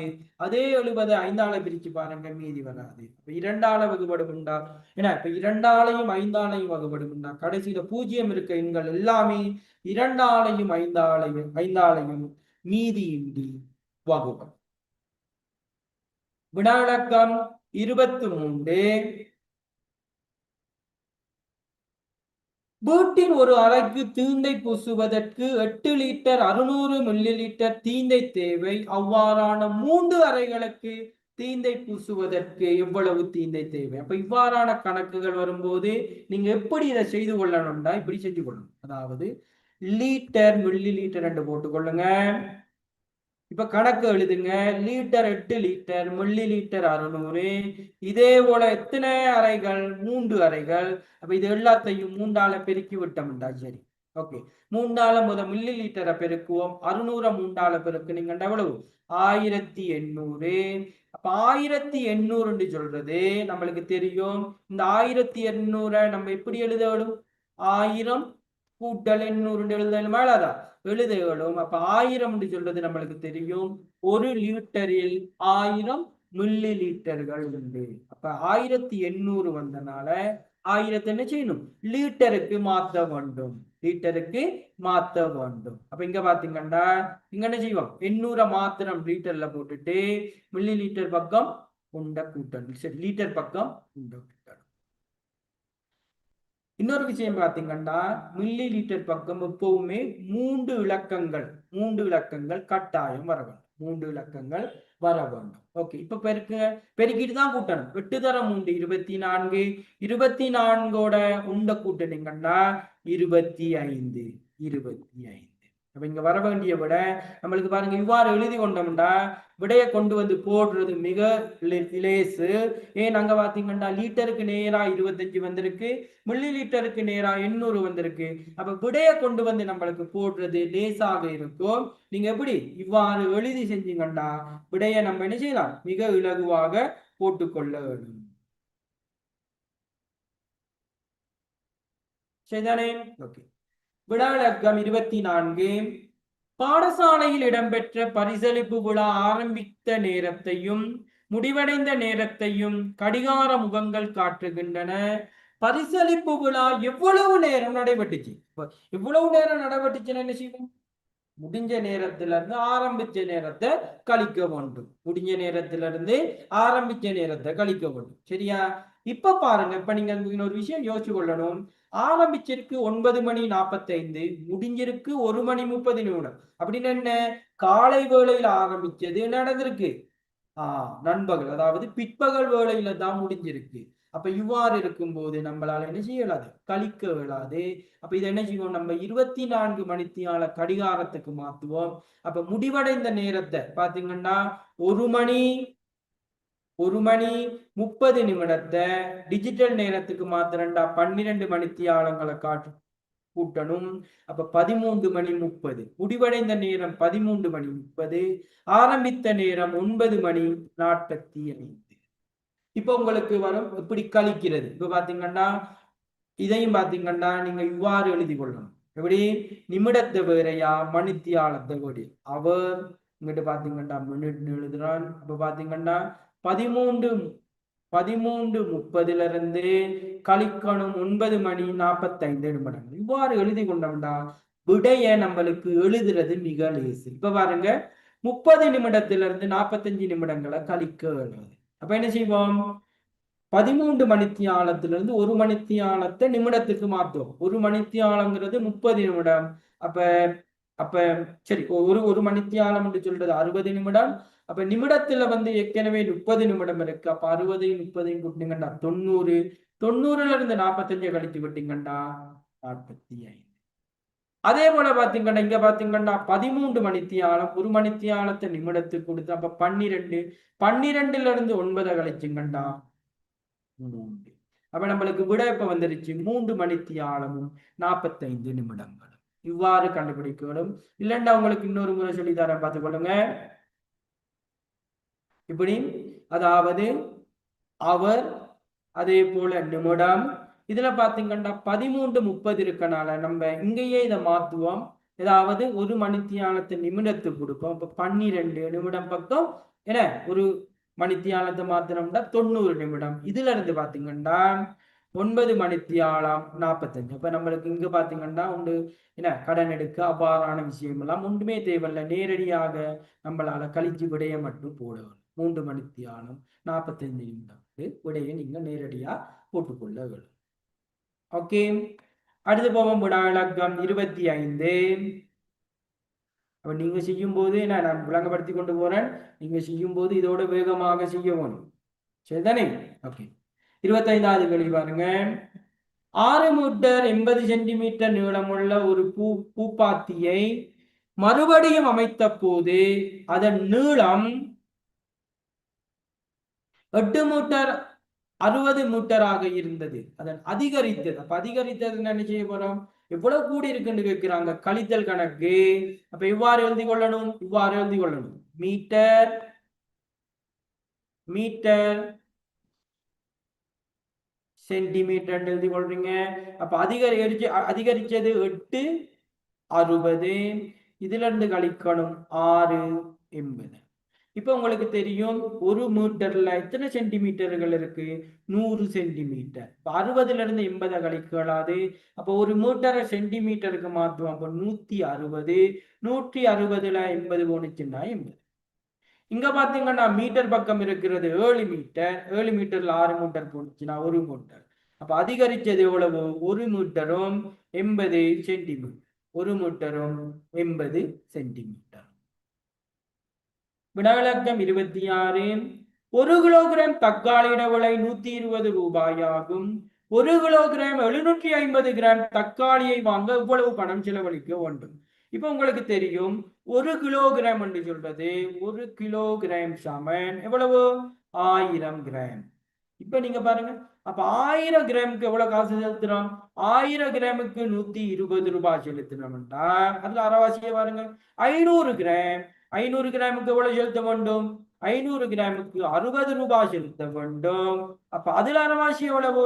250 கிராம். 250 கிராமுக்கு அந்த 60ல அரைவாசி 30 ரூபாய் செலுத்த வேண்டும்.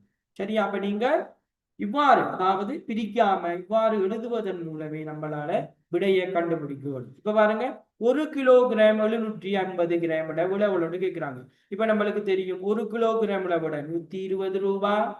750 சொல்லக்கூட 500 250 கூட்டினா சரியா? அப்ப என்ன கூட்டணும்? 60யும் 30யும் கூட்டி விட்டீங்கன்னா சரி. அப்ப இப்படியே நம்ம பிரிக்காம இலகுவாக விடையை செய்ய முடியும். 6 3 8 8 3 11 1 மீதம் 1 1 1 2 210 பிரிச்செல்லாம் போட்டு கஷ்டப்படையே தேவையில்லை. நீங்க இவ்வாறு இங்க இருக்கிற விஷயத்தை பிரிச்சு பிரிச்சு எழுதினாலே அந்த கேள்விக்கான விடை அது உள்ளுக்கு தான் இங்கேயும் இருக்கும். அது உள்ளுக்கு தான் இருக்கும். அதனால இவ்வாறு பிரிச்சு எழுதுங்க. எழுதுங்களீங்கன்னா மிக இலகுவாக விடையை கண்டுபிடிக்கும். வினாவிலக்கம் 27. உருவில் காணப்படும் திண்மத்தில் உள்ள உச்சிகள், அது ஒரு சதுரமுகியா இருக்கலாம், ஒரு கனவுருவா இருக்கலாம். உச்சிகள எண்ணிக்கை 8. அது மாறப்போவது விளிம்புகள எண்ணிக்கை சதுரமா இருக்கலாம், ஒரு கனவுருவா இருக்கலாம். விளிம்புகள எண்ணிக்கை 12. இது தொடர்பான ஒரு சார்ட் ஒன்று இருக்கு. நான் வேண்டாம் எப்படி போடுறது என்ன குரூப்ல தான் போட விடும், குரூப்ல உள்ளவங்களுக்கு வேண்டாம் போட்டு விட விடும் அந்த சார்ட்டை பாடமாக்கி கொண்டீங்கன்னா அந்த சார்ட்ல எப்படியுமே ஒரு கேள்வி நமக்கு கட்டாயம் வரும். அதாவது தலை உருக்கள் திண்மங்களோட இந்த முகங்கள் உச்சிகள் அதண்ட வடிவங்கள் சொல்லுங்க. வினாவிலக்கம் 28. கீழுள்ள உருக்களை அவதானித்து வினாக்களுக்கு விடை எழுதுக. சமச்சீர் அல்லாத உருக்களின் ஆண்கள் எழுது. சமச்சீர் என்ன? அந்த ஒரு இடத்துல சமச்சீர் அச்சின் வழியாக அதை ரெண்டாக மடிச்சோம்டா அந்த ரெண்டு பக்கம் இருக்கு அந்த விளிம்புகள் ஒன்றுக்கு மேல ஒன்று சரியாக ஒட்டுனுச்சுண்டா அதுதான் என்ன சமச்சீர். சமச்சீரான உருக்கள்னு சொல்லுவோம். இப்ப முதலாவதுல பாத்தீங்கன்னா இதை எப்படி ஒட்டகளும் ஆகலாது, இரண்டாவது ஒட்டகளும், மூன்றாவது என்ன செய்யலாது அவ்வாறு ஒட்டகலாது, நாலாவது ஒட்டகளும், அஞ்சாவது ஒட்டகளும். அப்ப பாத்தீங்கன்னா சமச்சீரான உருக்கள் பியும் டியும் ஈயும் அது ரெண்டு மூன்றும் சமச்சீர். சமச்சீர் அல்லாதது ஏயும் சியும் ஆகும். சமச்சீர் அல்லாதது ஏ கமா சி.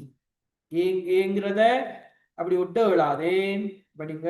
ஏ கமா சின்னு மட்டும் எழுதுங்க. வரியில கேட்டிருக்க அதை மட்டும் எழுத வேண்டியது. அதிக எண்ணிக்கையான சமச்சீர் கோடுகள் வரையத்தக்க உருவுக்குறியாங்கள் எழுது. அதாவது இங்க இருக்க விடைகளை வச்சுதான் நீங்க பார்க்கணும். சரியா? அதிக எண்ணிக்கை சமச்சீர் அச்சு வரையக்கூடியது எது? வட்டம். என்ன? சரி பாப்போம். இதுக்கு பாத்தீங்கன்னா நல்லா பார்த்துக்கொள்ளுங்க. சிலர் இங்க பிளவிடுவீங்க. இதுக்கு பாத்தீங்கன்னா 2 சமச்சீர் கோடுகளை வரையலும், அதே போல சதுரத்துக்கு பாத்தீங்கன்னா 4 சமச்சீர் கோடுகளை வரையலும். ஒரு விஷயம் நான் சொல்றேன்னு பார்த்துக்கொள்ளுங்க. அதையும் 4 வரிகளும். அடுத்து பாத்தீங்கன்னா இதுக்கு பாத்தீங்கன்னா இவ்வாறு ஒரு சமச்சீர் கோடை வரையணும். இன்னொரு விஷயம் பாத்தீங்கன்னா சமச்சீர் கோடுகளை வரைக அப்படின்னு சொன்னா இப்ப நான் வரைஞ்ச மாதிரி வரைஞ்சு காட்டுறது இல்லை. சமச்சீர் கோடுகளை எவ்வாறு வரையணும்னா இவ்வாறான இடைவிட்ட கோடுகளாக வரைஞ்சு காட்டப்படும். சரியா? வரைய கஷ்டம்னால அப்படி வரைஞ்சு காட்டினேன். நீங்க இப்படி இடைவிட்ட கோடுகளாக சமச்சீர் கோடுகளை என்ன செய்யணும்? வரைஞ்சி காட்ட போகணும். விளங்குச்சா? அதிக எண்ணிக்கையிலான சமச்சீர் கோடுகளை வரையக்கூடியது டியா.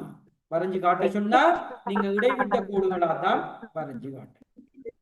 வினாவிலக்கம் 29 பாத்தீங்கன்னா ஒரு நாளில் தொடக்கத்தில் பலகடை ஒன்றில் அன்னாசி, மாதுளை, கொய்யா ஆகிய ஒவ்வொன்றும் 20 வீதம் விற்பனைக்காக வைக்கப்பட்டிருந்தது. உள்ள 20 விற்கிறதுக்காக வச்சிருந்திருக்காங்க. சரியா? 20 வீதம் விற்பனைக்காக வைக்கப்பட்டிருந்தன. விற்பனை நிறைவடைந்ததன் பின் இந்த கேள்வி நல்லா எல்லாம் வித்ததுக்கு அப்புறம் அந்த கடையில எவ்வளவு மிச்சம் இருந்துச்சுன்னு தான் இங்க தந்திருக்காங்க. சரிதானே? வரைப கேள்வியை வாசிதான் என்ன சொல்லியிருக்காங்கன்னு பார்த்துக்கொள்ளுங்க. சரிதானே? ஓகே.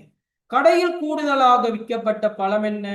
கூடுதலாக விற்கப்பட்ட பழம் என்ன? கொய்யாவளம். ஏன் கொய்யாவளம் தான் 2 மீதிப்பட்டிருக்கு. 20 பழம் விற்கிறதுக்கு வச்சாங்க, 2 மிச்சப்பட்டு இருக்கு. அப்ப கொய்யாவளம் தான் 18 விட்டு இருக்காங்க. அப்ப கொய்யாவளம்.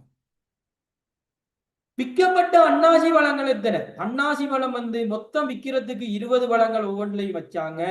அதுல அன்னாசி பழம் 8 தான் மிச்சம்டா. 12 பழங்கள் அன்னாசி பழங்கள் விற்கப்பட்டிருந்தது. அன்னாசி பழங்கள் 12 பழங்கள் விற்கப்பட்டிருந்தது. ஓகே. அப்ப இது பாத்தீங்கன்னா முழுமையாக கணித பகுதிகள். கணித பகுதியில பாத்தீங்கன்னா ஒவ்வொரு கேள்விக்கும் 2 புள்ளிகள் கிடைக்கும். ஓகே. அடுத்தது பார்ப்போம் சுற்றாடல் பகுதி. மிக இலகுவான பகுதின்னு பாத்தீங்கன்னா என்ன கணிதத்துக்கு அடுத்து கணிதம் தான் இலகு. அதுக்கப்புறம் இலகுவானது என்னென்ன இந்த சுற்றாடல் பகுதி. சுற்றாடல் என்ன? நம்ம நோட்ஸை பாடமாக்கி இருந்தாலே போதும். விட அங்க தந்திருப்பாங்க, சரியானதுக்கு கோடு போட மட்டும்தான் இருக்கு. சரிதானே? அப்ப இந்த சுற்றாடல் பகுதியில என்னண்டா நம்ம என்ன நேரத்தை அதிக அளவு மீதப்படுத்தக்கூடிய ஒரு பகுதி தான் இந்த சுற்றாடல் பகுதி. என்ன நிறைய நேரத்தை மிச்சப்படுத்தல. கேளிய வாசிக்கிறோம், விடைக்கோடு அடிக்கிறோம், கேளிய வாசிக்கிறோம், விடைக்கோடு அடிக்கிறோம். அப்ப ஒரு 20 நிமிடத்துக்குள்ள உங்களால் இந்த 30 வினாக்களை செய்யக்கூடியதாகத்தான் இருக்கும். சரியா? அப்ப பாடமாக்கி இருக்கணும். பாடமாக்கி இருந்தா தான் செய்ய விடும். சரியா? அதனால சுற்றாடல் என்று சொல்றது ஏன்னா நிறைய பேர் இந்த சுற்றாடல் பக்கம் பெரிய அளவு என்ன போறது இல்லை. ஏன்னா நுண்ணறிவு கிளாஸ் அப்படி இப்படி எல்லாம் போகும் சுற்றாடல். ஆனா சுற்றாடல் கிளாஸ் ஒன்றுக்கு நீங்க போய் பாருங்க, உங்களுக்கு அங்க இருக்கிற 30 மார்க்ஸையும் ஒன்று கூட குறையாம 30 மார்க்ஸையும் உங்களால எடுக்க வேணும். சரிதானே? அந்த சிலபஸ் உள்ளுக்கு தான் அதுக்கான கேள்விகள் வரும். பாருங்க, எமது வேலைகளை உரிய வேளையில் செய்து முடிக்காமையால். அப்ப நீங்க இந்த கேள்வியை விளையணும், என்ன முடிக்காமையால், சரியா அந்த வேலையை நம்ம செய்யலண்டா நம்மளுக்கு என்ன ஏற்படத்தக்க பிரச்சனை அல்லாதது, பிரச்சனையை கேட்கல, பிரச்சனை அல்லாதது, நேரம் வீண்வினையாகும், அது ஒரு பிரச்சனை. எந்த வேலையும் சரியாக செய்து கொள்ள முடியாமல் போகும், அதுவும் ஒரு பிரச்சனை. பல வெற்றிகளை சாதிக்க வேண்டிய நிலைமை ஏற்படும். வேலையை செய்யலண்டா வெற்றிகளை பெறலுமா? பெறலாது. கீழ்வரும் பழக்க வழக்கங்களில் எமது உடலுக்கு தீங்கு ஏற்படுத்தாதது நிறமூட்டப்பட்ட ஐஸ் பக்கெட்டுகள் உடலுக்கு நன்மை தருமா? இல்லை. ஏன்? அது நம்மளுக்கு பாதிப்பை ஏற்படுத்தும். பொரித்த உணவு உண்பது உடலுக்கு நன்மையா இல்லை என உணவுகள், பொரித்த உணவுகள் உடலுக்கு நன்மை அல்ல. கீரைகளை உண்பதால் உடலுக்கு அதிக பலன் கிடைக்கும், அதிக பலன் கிடைக்கும். கீரைகள்லாம் நம்ம சாப்பிடும் போது கீரைகள்ல தான் என்ன இருக்கு, நம்மளுக்கு உடல்ல வந்து நோய்கள்ல இருந்து பாதுகாப்பதற்கான எதிர்ப்பு சக்திகள் எல்லாம் இருக்கு. அடுத்த விஷயம் பார்ப்போம். வினாவிலக்கம் ஒன்று சுற்றாடல்ல ஒரு கேள்வி சரிண்டா ஒரு மார்க்ஸ், 30க்கு 30 மார்க்ஸ் இருக்கு. அதுதான் நான் சொன்னேன், நீங்க சுற்றாடல் வந்து கொஞ்சம் படிச்சுங்கண்டா 30 மார்க்ஸையும் ஒன்று குறைவு இல்லாம எடுக்க வேண்டும். அடுத்து பாருங்க, தேசிய கீதம் பாடும்போது அல்லது தேசிய கொடி ஏற்றும் போது நாம் கடைபிடிக்க வேண்டிய ஒரு அம்சம், தலையை நேராக வைத்து முன்னால் உள்ள இலக்கொன்றை நோக்கி இரு கண்களையும் மூடி வைத்திருத்தல். தலைய நேரா வைக்கணும், முன்னால ஒரு இலக்க பார்க்கணும். ஆனா கண்ணை மூடுறதா?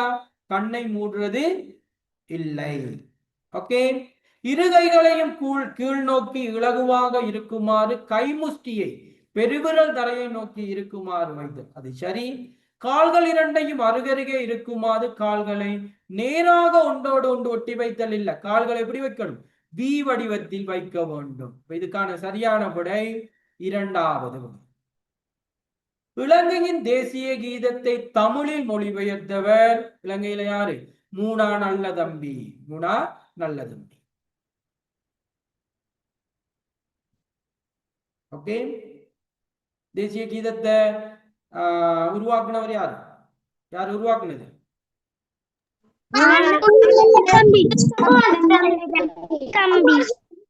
ஆனந்த சமரகோன். அதை பார்த்தீங்கன்னா ஆங்கிலத்துல மொழிபெயர்த்தவர் வந்து CWW கண்ணங்கரா. அதே பார்த்தீங்கன்னா அதை தமிழ்ல மொழிபெயர்த்தவர் மூனா நல்ல தம்பி. நல்ல தம்பி. ஓகே. 34வது, காலையில் மலரும் ஒரு மலரையும் மாலையில் மலரும் ஒரு மலரையும் இரவில் மலரும் ஒரு மலரையும் உரை.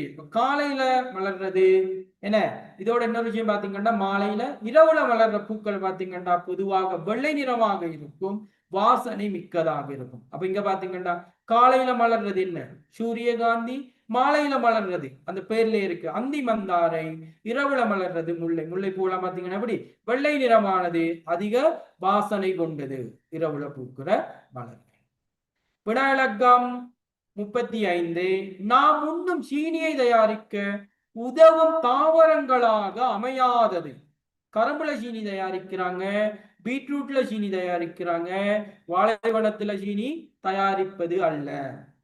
ஏற்ப தனது நிறத்தை மாற்றும் பிராணி பச்சோந்தி, கழுகு, பருந்து. என்ன பச்சோந்தி ஒரு சொல்லுவாங்க, என்ன பச்சோந்தி மாதிரி அடிக்கடி நிறத்தை மாற்றக்கூடாது.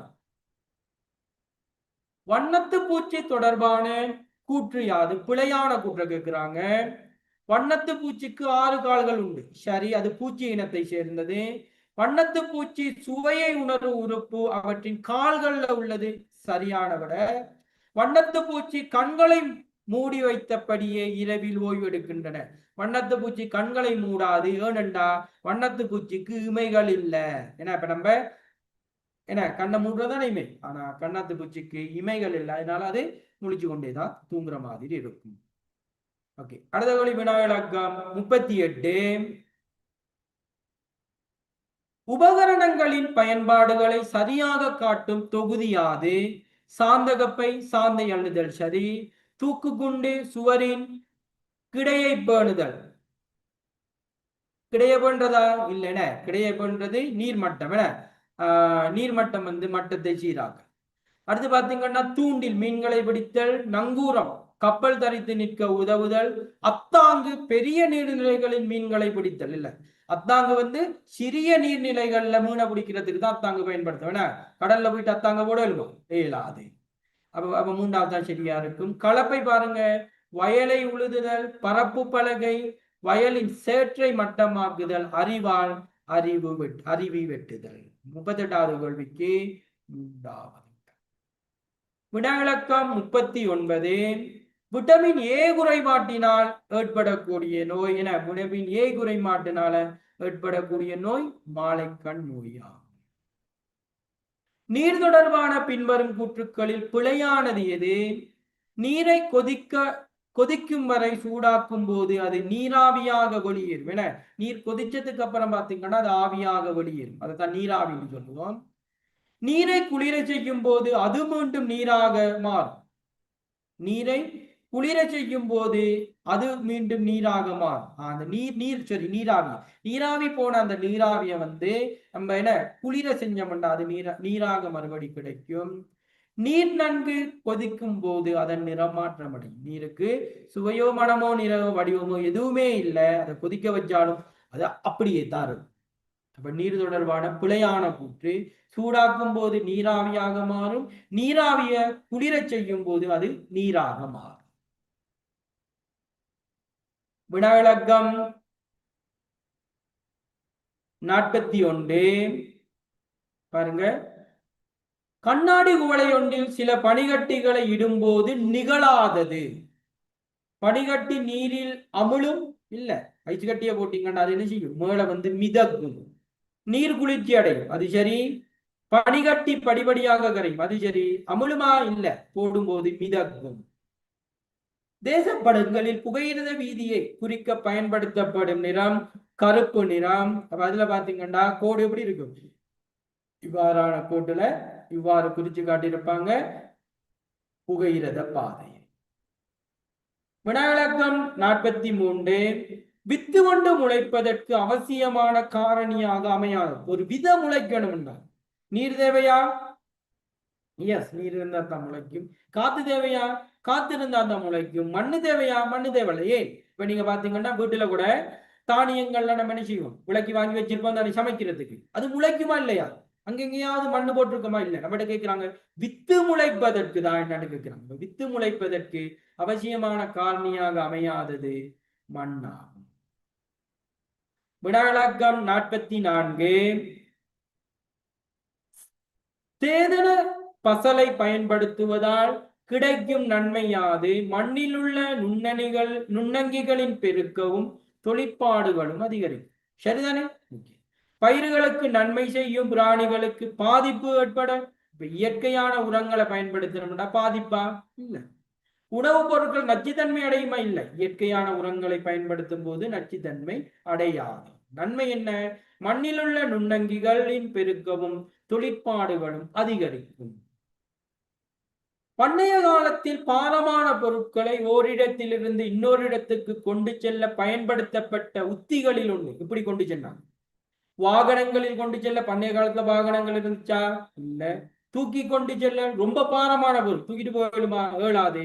சில்லுகளை பயன்படுத்தி கொண்டு செல்ல ஒரு சில்லுல வச்சு அது தள்ளி கொண்டு போகணும், தள்ளி கொண்டு போக விடும். வினாவிளக்கம் 46. மிக குறைவான மின்சாரம் செலவாகும் மின்குமிழ் எது? இலை மின்குமிழ் அந்த முன்ன நம்மகிட்ட பாத்தீங்கன்னா அந்த வீடுகள்ல இருந்துச்சு தானே அந்த கிளியர் பல்ப், உள்ளுக்கு இருக்க அந்த இலை எல்லாம் தெரியும் என்ன கண்ணாடி மாதிரி, அதுதான் இலை மின்குமிழ் என்று சொல்றது. எல்இடின்னு சொல்றது இப்ப நம்ம பயன்படுத்துறது அந்த சின்ன சின்ன பல்புகள், சின்ன சின்ன பல்புகள் நிறைய சேர்ந்து இருக்கும், அதுதான் எல்இடி. சிஎப்எல் சொல்றது அந்த சுண்டு சுருண்டு இருக்கும், அதுதான் சிஎப்எல். அப்ப மிக குறைவான இரசாயனம் செலவு, இந்த மிக குறைவான மின்சாரம் செலவாகும் மின்குமிழ் பாத்தீங்கன்னா அது எல்இடி மின்குமிழ். எல்இடி மின்குமிழ் ஆகும். எல்இடி மின்குமிழ் ஆகும். வினாவிளக்கம் 47. கொஞ்சம் பாத்தீங்கன்னா பேப்பர் வந்து 1.5 மணித்தியாலத்துல முடிக்கிறதுங்கிறது பெரிய கொஞ்சம் கஷ்டமான வேலை சரிதானே. 40 கேள்வி செய்தாலும் 1.5 மணித்தியாலத்தை முடிக்கிறது கொஞ்சம் கஷ்டமான வேலை, கொஞ்சம் டைம் கூட கூடி போகும் சரியா. கொஞ்சம் அட்ஜஸ்ட் பண்ணி கொள்ளுங்க சரிதானே. ஓகே. வினாவிளக்கம் 47. சிறுவர்களுக்கு எதிரான உங்களுக்கு என்ன விடைய மட்டும் சொல்லிட்டு போனா 1.5 மணித்தியாலத்துல முடிச்சிடலாம். கொஞ்சம் விளக்கம் தர்றதுனால 1.5 மணி முடிக்கலாது. சிறுவர்களுக்கு எதிரான துஷ்பிரயோகங்கள், சிறுவர்களுக்கு எதிரான துஷ்பிரயோகங்கள் இடம்பெறும் போது அறிவிக்க வேண்டிய அவசர தொலைபேசி இலக்கம் என்ன. துஷ்பிரயோகங்கள் இடம்பெற்றுச்சுன்னா அது தொடர்பாக அறிவிக்க வேண்டிய அவசர தொலைபேசி இலக்கம் பாத்தீங்கன்னா எதுக்கு அறிவிக்கணும்.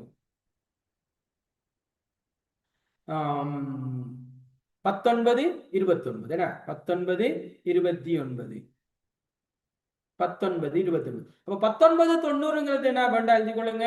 19ன்னு சொல்றது சுவசரிய என்ன சுவசரிய ஆம்புலன்ஸ் சேவை, சுவசரிய ஆம்புலன்ஸ் சேவை இல்லட்டா நோய்க்காவு வண்டி சொல்லுவாங்க. 19 சொல்றது தகவல் மையம், அதை வேண்டாம் எழுதி கொள்ளுங்க தகவல் மையம். 19 29 சிறுவர் துஷ்பிரயோகங்கள், 19 90 சுவசரிய அந்த பச்சை கலர் வாகனங்கள் ஆம்புலன்ஸ் வருது தமது. அடுத்து பாத்தீங்கன்னா 19 சொல்றது தகவல் மையம். வினாவிளக்கம் 48. தாவர வளர்ச்சிக்கு மிகவும் உகந்த மண் வகை யாது. தாவர வளர்ச்சிக்கு மிகவும் உகந்த மண் வகை யாது. எந்த மண்ல தாவரம் நல்லா வளரும். இருவாட்டி மண், நதிக்கரை மண், மணல் மண். எந்த மண்ல இருவாட்டி மண்.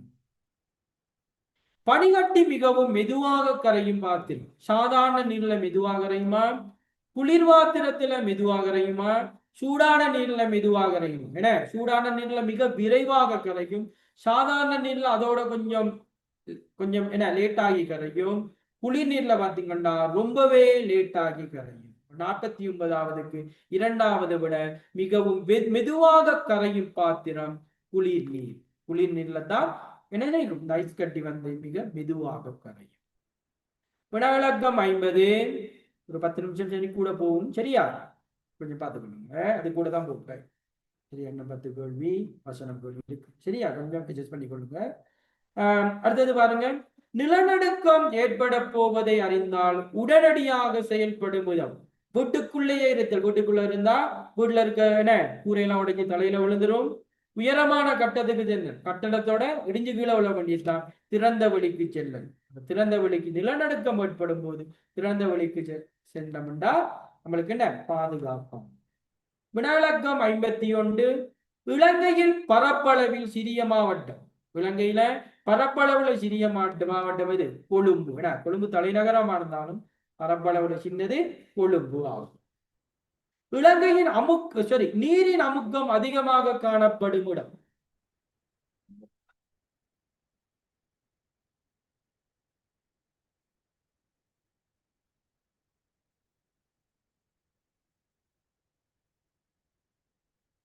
நீரிட அமுக்கம் நீங்க பாத்தீங்கன்னா நீர்நிலைகள் அணைக்கட்டுல எல்லாம் பாத்தீங்கன்னா அமுக்கம் எங்க கூட இருக்கு. அந்த நீர்நிலையில அடிப்பகுதியில தான் அமுக்கம் கூடமாக இருக்கும். அந்த அந்த அமுக்கம் கூட இருக்கனாலதான் அணைக்கட்டுகள்லாம் பாத்தீங்கன்னா அடியில பெருசாக சரி பண்ணியிருப்பாங்க. மேல சின்ன நம்மளுக்கு மேல சின்ன பகுதி தான் தெரியும். ஆனா அடியில பாத்தீங்கன்னா அந்த அடிப்பகுதி மிக அகலமாக சரி பண்ணப்பட்டிருக்கு. ஏன் அங்க அமுக்கம் கூட வேண்டா அங்க என்ன ப்ரெஷர் கூட உடைஞ்சு கொண்டு போக வேண்டும். அமுக்கம் கூட அந்த பகுதி இந்த அடியில உள்ள பகுதி இதுல பாத்தீங்கன்னா உங்களுக்கு விளங்கும். அமுக்கம் கூட இருக்கனால அது என்ன செய்யும், நீர் மிக தூரத்துல போயிட்டு விழவும். அமுக்கம் மேல குறைவுனால கிட்ட விழும். அப்ப அமுக்கம் கூட பாத்தீங்கன்னா சி. அப்ப இந்த கேள்வி கொஞ்சம் பார்த்து கொள்ளுங்க. ஏன்னா இந்த மாதிரி இந்த கேள்வி கடந்த 2 வருஷமா வரல, அதனால இந்த வருஷம் வரணும். ஏன்னா அடிக்கடி வந்த கேள்வி இது, அதனால கொஞ்சம் பார்த்துக்கொள்ளுங்க. நீரின் அமுக்கம் அதிகமாக காணப்படும் இடம் சி ஆகும். வினாவிளக்கம் 53. சட்டக்காண்டம் தொடர்பான சரியான விடை. சட்டக்காண்டம் ஒன்றுல பாத்தீங்கன்னா ஒத்த திசைகள் என்ன செய்யும், ஒத்த திசைகள் ஒன்றையொன்று தள்ளும், எதிரெதி திசைகள் ஒன்றையொன்று கவரும். இப்ப இங்க பார்த்தோம்னா இந்த படத்துல பாருங்க ரெண்டுமே எதிரெதி திசை. அப்ப எதிர் திசை ரெண்டுமே என்ன செய்யும் கவரும். இது ரெண்டுமே ஒத்த திசை. அப்ப இப்படி ஒட்டுமா ஒட்டாது. இதுமே ஒத்த திசை. இது ஒட்டுமா? ஒட்டாது. அப்ப ஒட்டக்கூடியது எந்த படம்? முதலாவது. இவ்வுபகரணத்தின் தொழிற்பாடு, இதுக்கு நம்ம என்ன பேர் சொல்லுவோம்? காற்று கிளிக்கி என்று சொல்லுவோம். என்ன? காத்தில் ஆடக்குல சத்தம் கேட்கும். விவசாயிகள் பயன்படுத்துறது என்ன? விவசாயிகள் எதுக்கு? பயிர்களுக்கு நீரூற்ற, பயிர்களுக்கு தீங்கு விளைவிக்கும் பிராணிகளை அழிக்க, பிராணிகளிடமிருந்து பயிர்களை பாதுகாக்க இது பயன்படுத்தும். அப்ப சத்தம் கேட்கல, பிராணிகள் வராது, ஓடி போயிடும். இந்த ஆட்கள் இருக்காங்க அப்படின்னு நினைச்சிடும், ஓடி போயிடும். வினாவிலக்கம் 55. இலங்கையினுடைய தற்போது இலங்கை தபாலகத்தை குறிக்கும் குறியீடு ஆறு. தற்போது இப்ப இலங்கையில தபாலகம் எதை குறிக்கிறது? இதுதான் புதிய குறியீடு. இது பழசு. இரண்டாவதா இருக்கிறது பழசு. இதுதான் புதிய தபாலக குறியீடு. இது பார்த்தீங்கன்னா ஸ்ரீலங்கன் ஏர்லைன்ஸ். இந்த மயில் பறக்கிறது ஸ்ரீலங்கன் ஏர்லைன்ஸ். இது தபாலகம் தான். இது பழைய குறியீடு, இது புதிய குறியீடு. வினாவிலக்கம் 56. பாதசாரிகள் பாதைகளை கடந்து கொண்டிருக்கும் போது ஒளிஜம்பக கம்பத்தில் ஒளிர்ந்த நிறமின் விளக்கை, சரி, அதாவது ரோட்ல எல்லாரும் என்ன செய்யறாங்க? பாதைகளை கடந்து கொண்டு போறாங்க. கடந்து கொண்டு போகல எந்த பல்பத்து இருக்கும்? இந்த பல்பத்து நம்மண்டா பாதைகளை கடக்கணும். பாதசாரிகள் பாதைகளை கடக்கணும்னா என்ன கலர் பல்பத்தணும்? பாதசாரிகள் கடவை கடந்து ஒளிஜமிகை கம்பத்து ஒளிர்ந்த மின் விளக்கு சரியாக காட்டுது. இது இப்ப இங்க பாத்தீங்கன்னா உங்களுக்கு தெரியும்,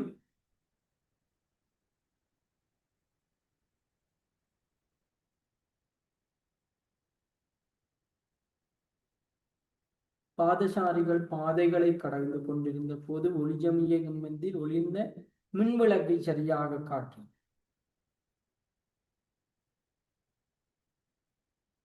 எது?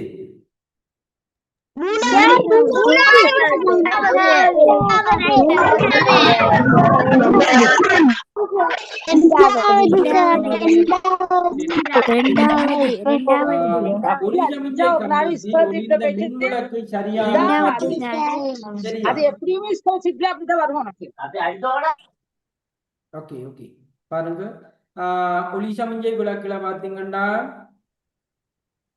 எப்படி இருக்கும்? பச்சை இருக்கும், மஞ்சள் இருக்கும், சிவப்பு இருக்கும். சரியா? இப்ப இந்த கேள்வியில பாருங்க என்ன சொல்றாங்க? பாதசாரிகள் பாதைகளை கடந்து கொண்டிருந்த போது ஒளிசமிஞ்சை கம்பத்தில் பார்க்கலண்டா. அப்ப இந்த குறியீடு யாருக்கானது? இது வாகன சாரதிகளுக்கானது. என்ன? வாகன சாரதிகளுக்கானது. அப்ப ஒளிசமிஞ்சை கம்பத்துல என்ன என்ன என்ன என்ன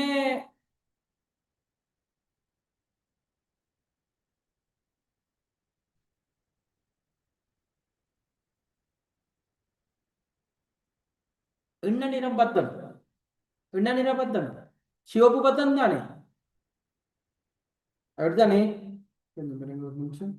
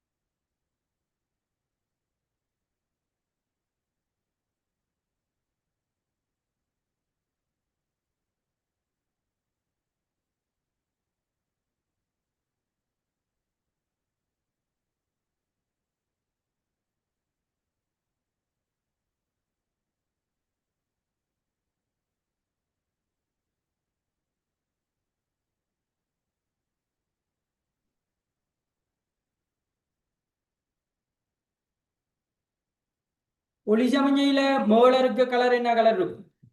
மேல இருக்குது பாருங்க. பாதசாரிகள் நம்ம பாதையை கடந்து கொண்டு போகணும்டா. நம்ம பாதையை கடந்து கொண்டு இருக்கணும்டா.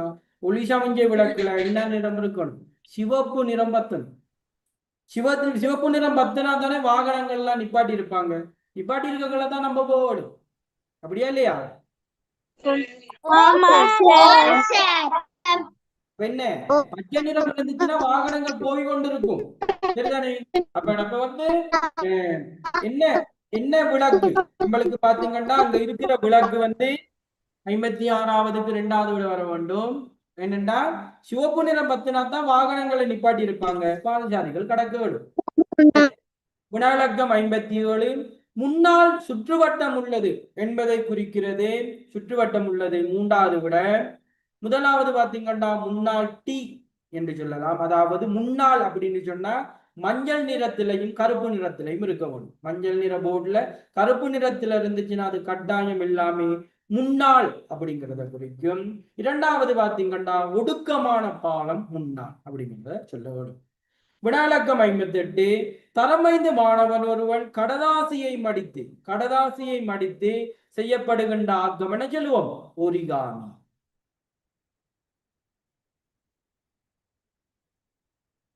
அடுத்தது போனோம்டா வினாவிலக்கம் 59 குறுந்தூர ஓட்ட நிகழ்ச்சி ஒன்றின் தொடர்பாக இலக்கொன்றிலைக்கு உரிய கட்டளை ஆகும். புறப்பாடு தொடர்பான பாத்தீங்கன்னா குறுந்தூர ஓட்ட நிகழ்ச்சி ஒன்றின் புறப்பாடு தொடர்பான இக்கொன்றினிலைக்கு, அதாவது இது எதை குறிக்குது அப்படின்னு பாருங்க. நம்ம என்ன சொல்லுவோம்? ஒன்னியோமா கெட் செட் ரெடி கோன்னு சொல்லுவோம். என்ன ஒன்னியோமா கெட் செட் ரெடி கோ. அப்ப பாத்தீங்கன்னா என்ன இப்படி பாத்தீங்கன்னா இது ஒன்னியோமாக். என்ன ஒன்னியோமாக். அப்ப என்ன சொல்றோம்? குறிப்புக்கு செல்லுதல், குறிப்புக்கு அந்த இடத்துக்கு போங்க, குறிப்புல போயிட்டு இருங்கன்னு சொல்லுவோம் ஒன்னியோமா. கெட் செட் என்ன குறிப்புக்கு செல். அடுத்து கெட் செட் சொன்ன ஓடுறதுக்கு நான் அந்த காலை தூக்கி கொள்ளுவோம், ரெடின்னு சொல்லக்கல ஓடுவோம். பாத்தீங்கன்னா குறிப்புக்கு செல்லுதல் அப்படி குறிக்கணும். அடுத்தது பார்த்தோம்னா வினாவிலக்கம் 60 மேற்கில் சூரியன் மறைய தொடங்கும் மாலை நேரத்து வானம். மேற்குல சூரியன் வந்து மறைய போறாரு. அப்போ ஒரு மாலை நேரத்து வானமா மனதை கவரும் அழகு மிக்கது. மாலை நேரம் உண்டு மனதை கவருகின்ற அழகானதான். அழகிய மாலை வானம் என்ற தரப்பில் கருத்துள்ள 3 வாக்கியங்களை எழுதுக. அப்ப இங்க பாத்தீங்கன்னா இதுல நம்மளுக்கு அழகிய மாலை வானம் என்று ஒரு தலைப்பு தான் தந்திருக்காங்க. அழகிய மாலை வானம் என்று ஒரு தலைப்பு தந்திருக்காங்க. அப்ப இந்த தலைப்புல பாத்தீங்கன்னா அப்ப ஒரு தலைப்பு மாத்திரம் நமக்கு தந்தம்டா, ஒரு தலைப்பை மாத்திரம் நமக்கு தந்தம்டா, அது அந்த வாக்கியம் என்ன காலத்தில் எழுதப்பட வேண்டும்?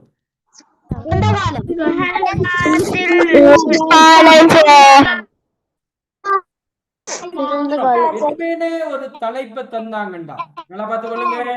வெறுமனே ஒரு தலைப்பை மாத்திரம் தந்தாங்கண்டா அந்த வாக்கியம் நிகழ்காலத்தில் எழுதப்பட வேண்டும். ஒரு தலைப்பு இப்ப என்ன சொல்றவன எனது பாடசாலை அப்படின்னா நீங்க நினைச்சணும் நிகழ்காலத்துல தான் எழுத வேண்டும்.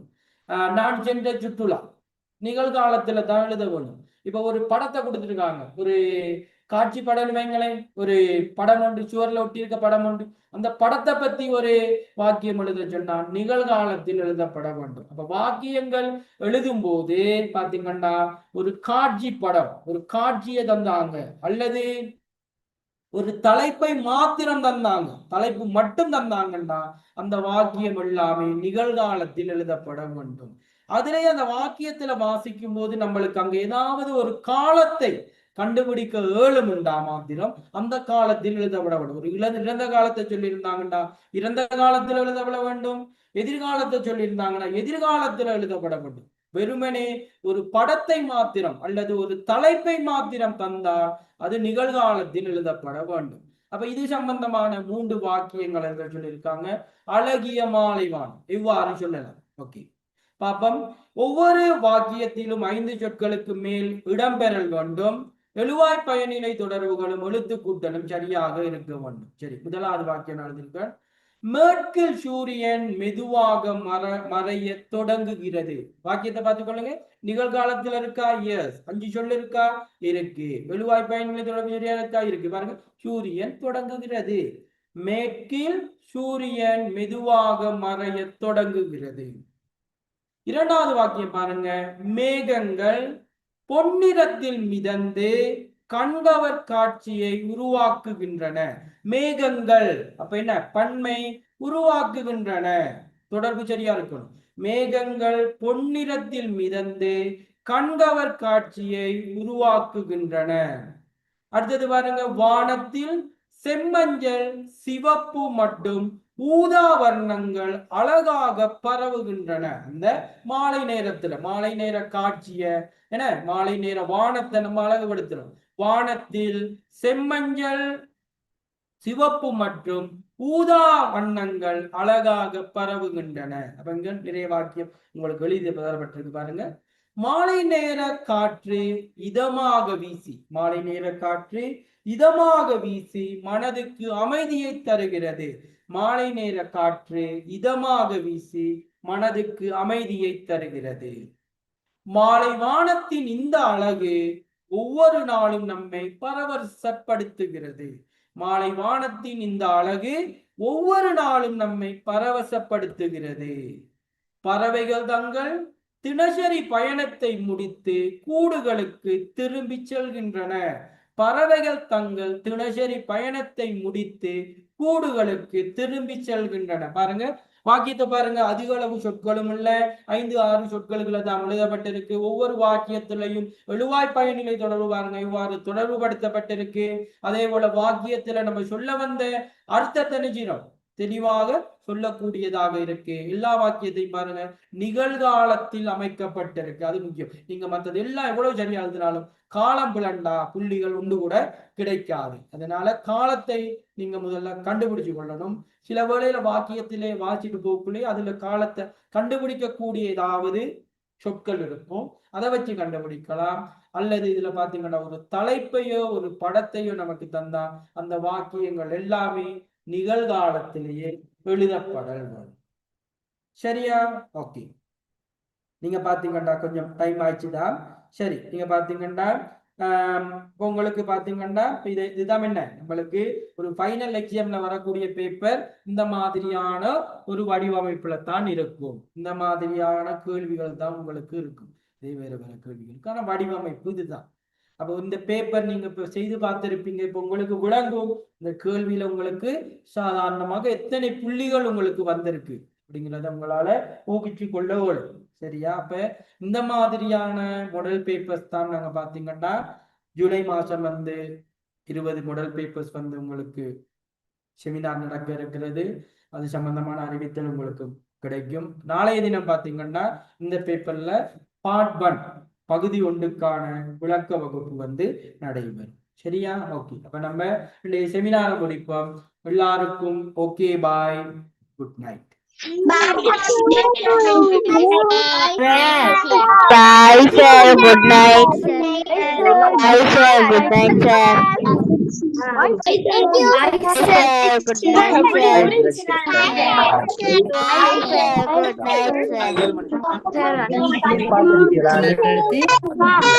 sir. Hi sir, thank you.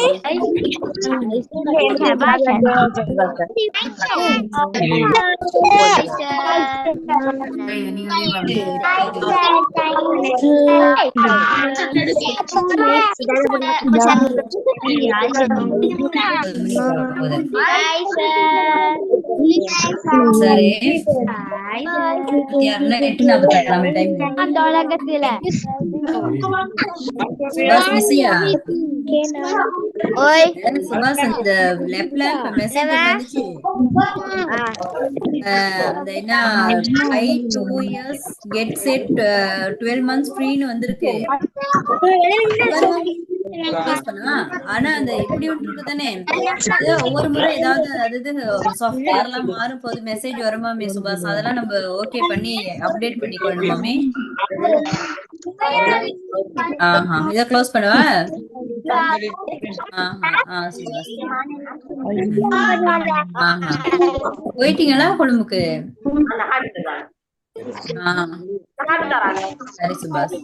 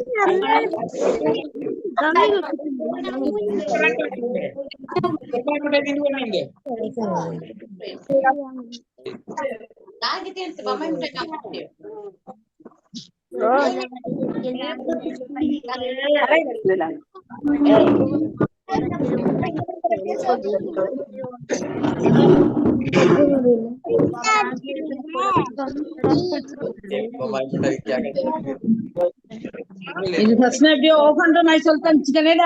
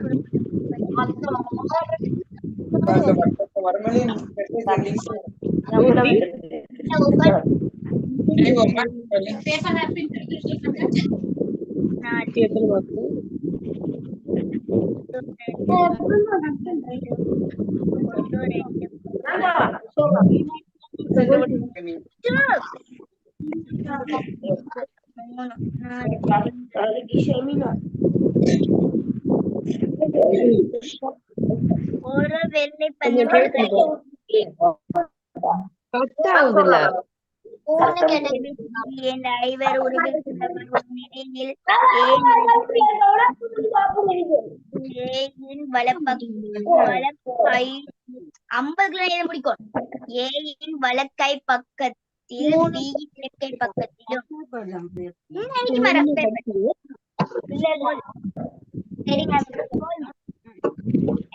வலக்கை இருக்கிறவா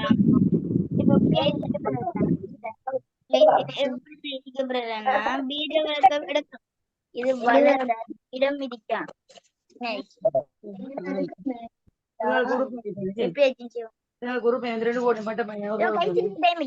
பீயின் வலப்பக்கம் பக்கத்திலும் வலக்கை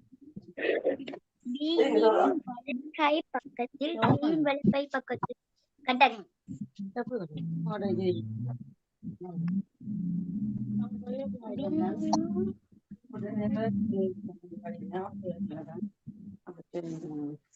லீவ் ஆகுங்க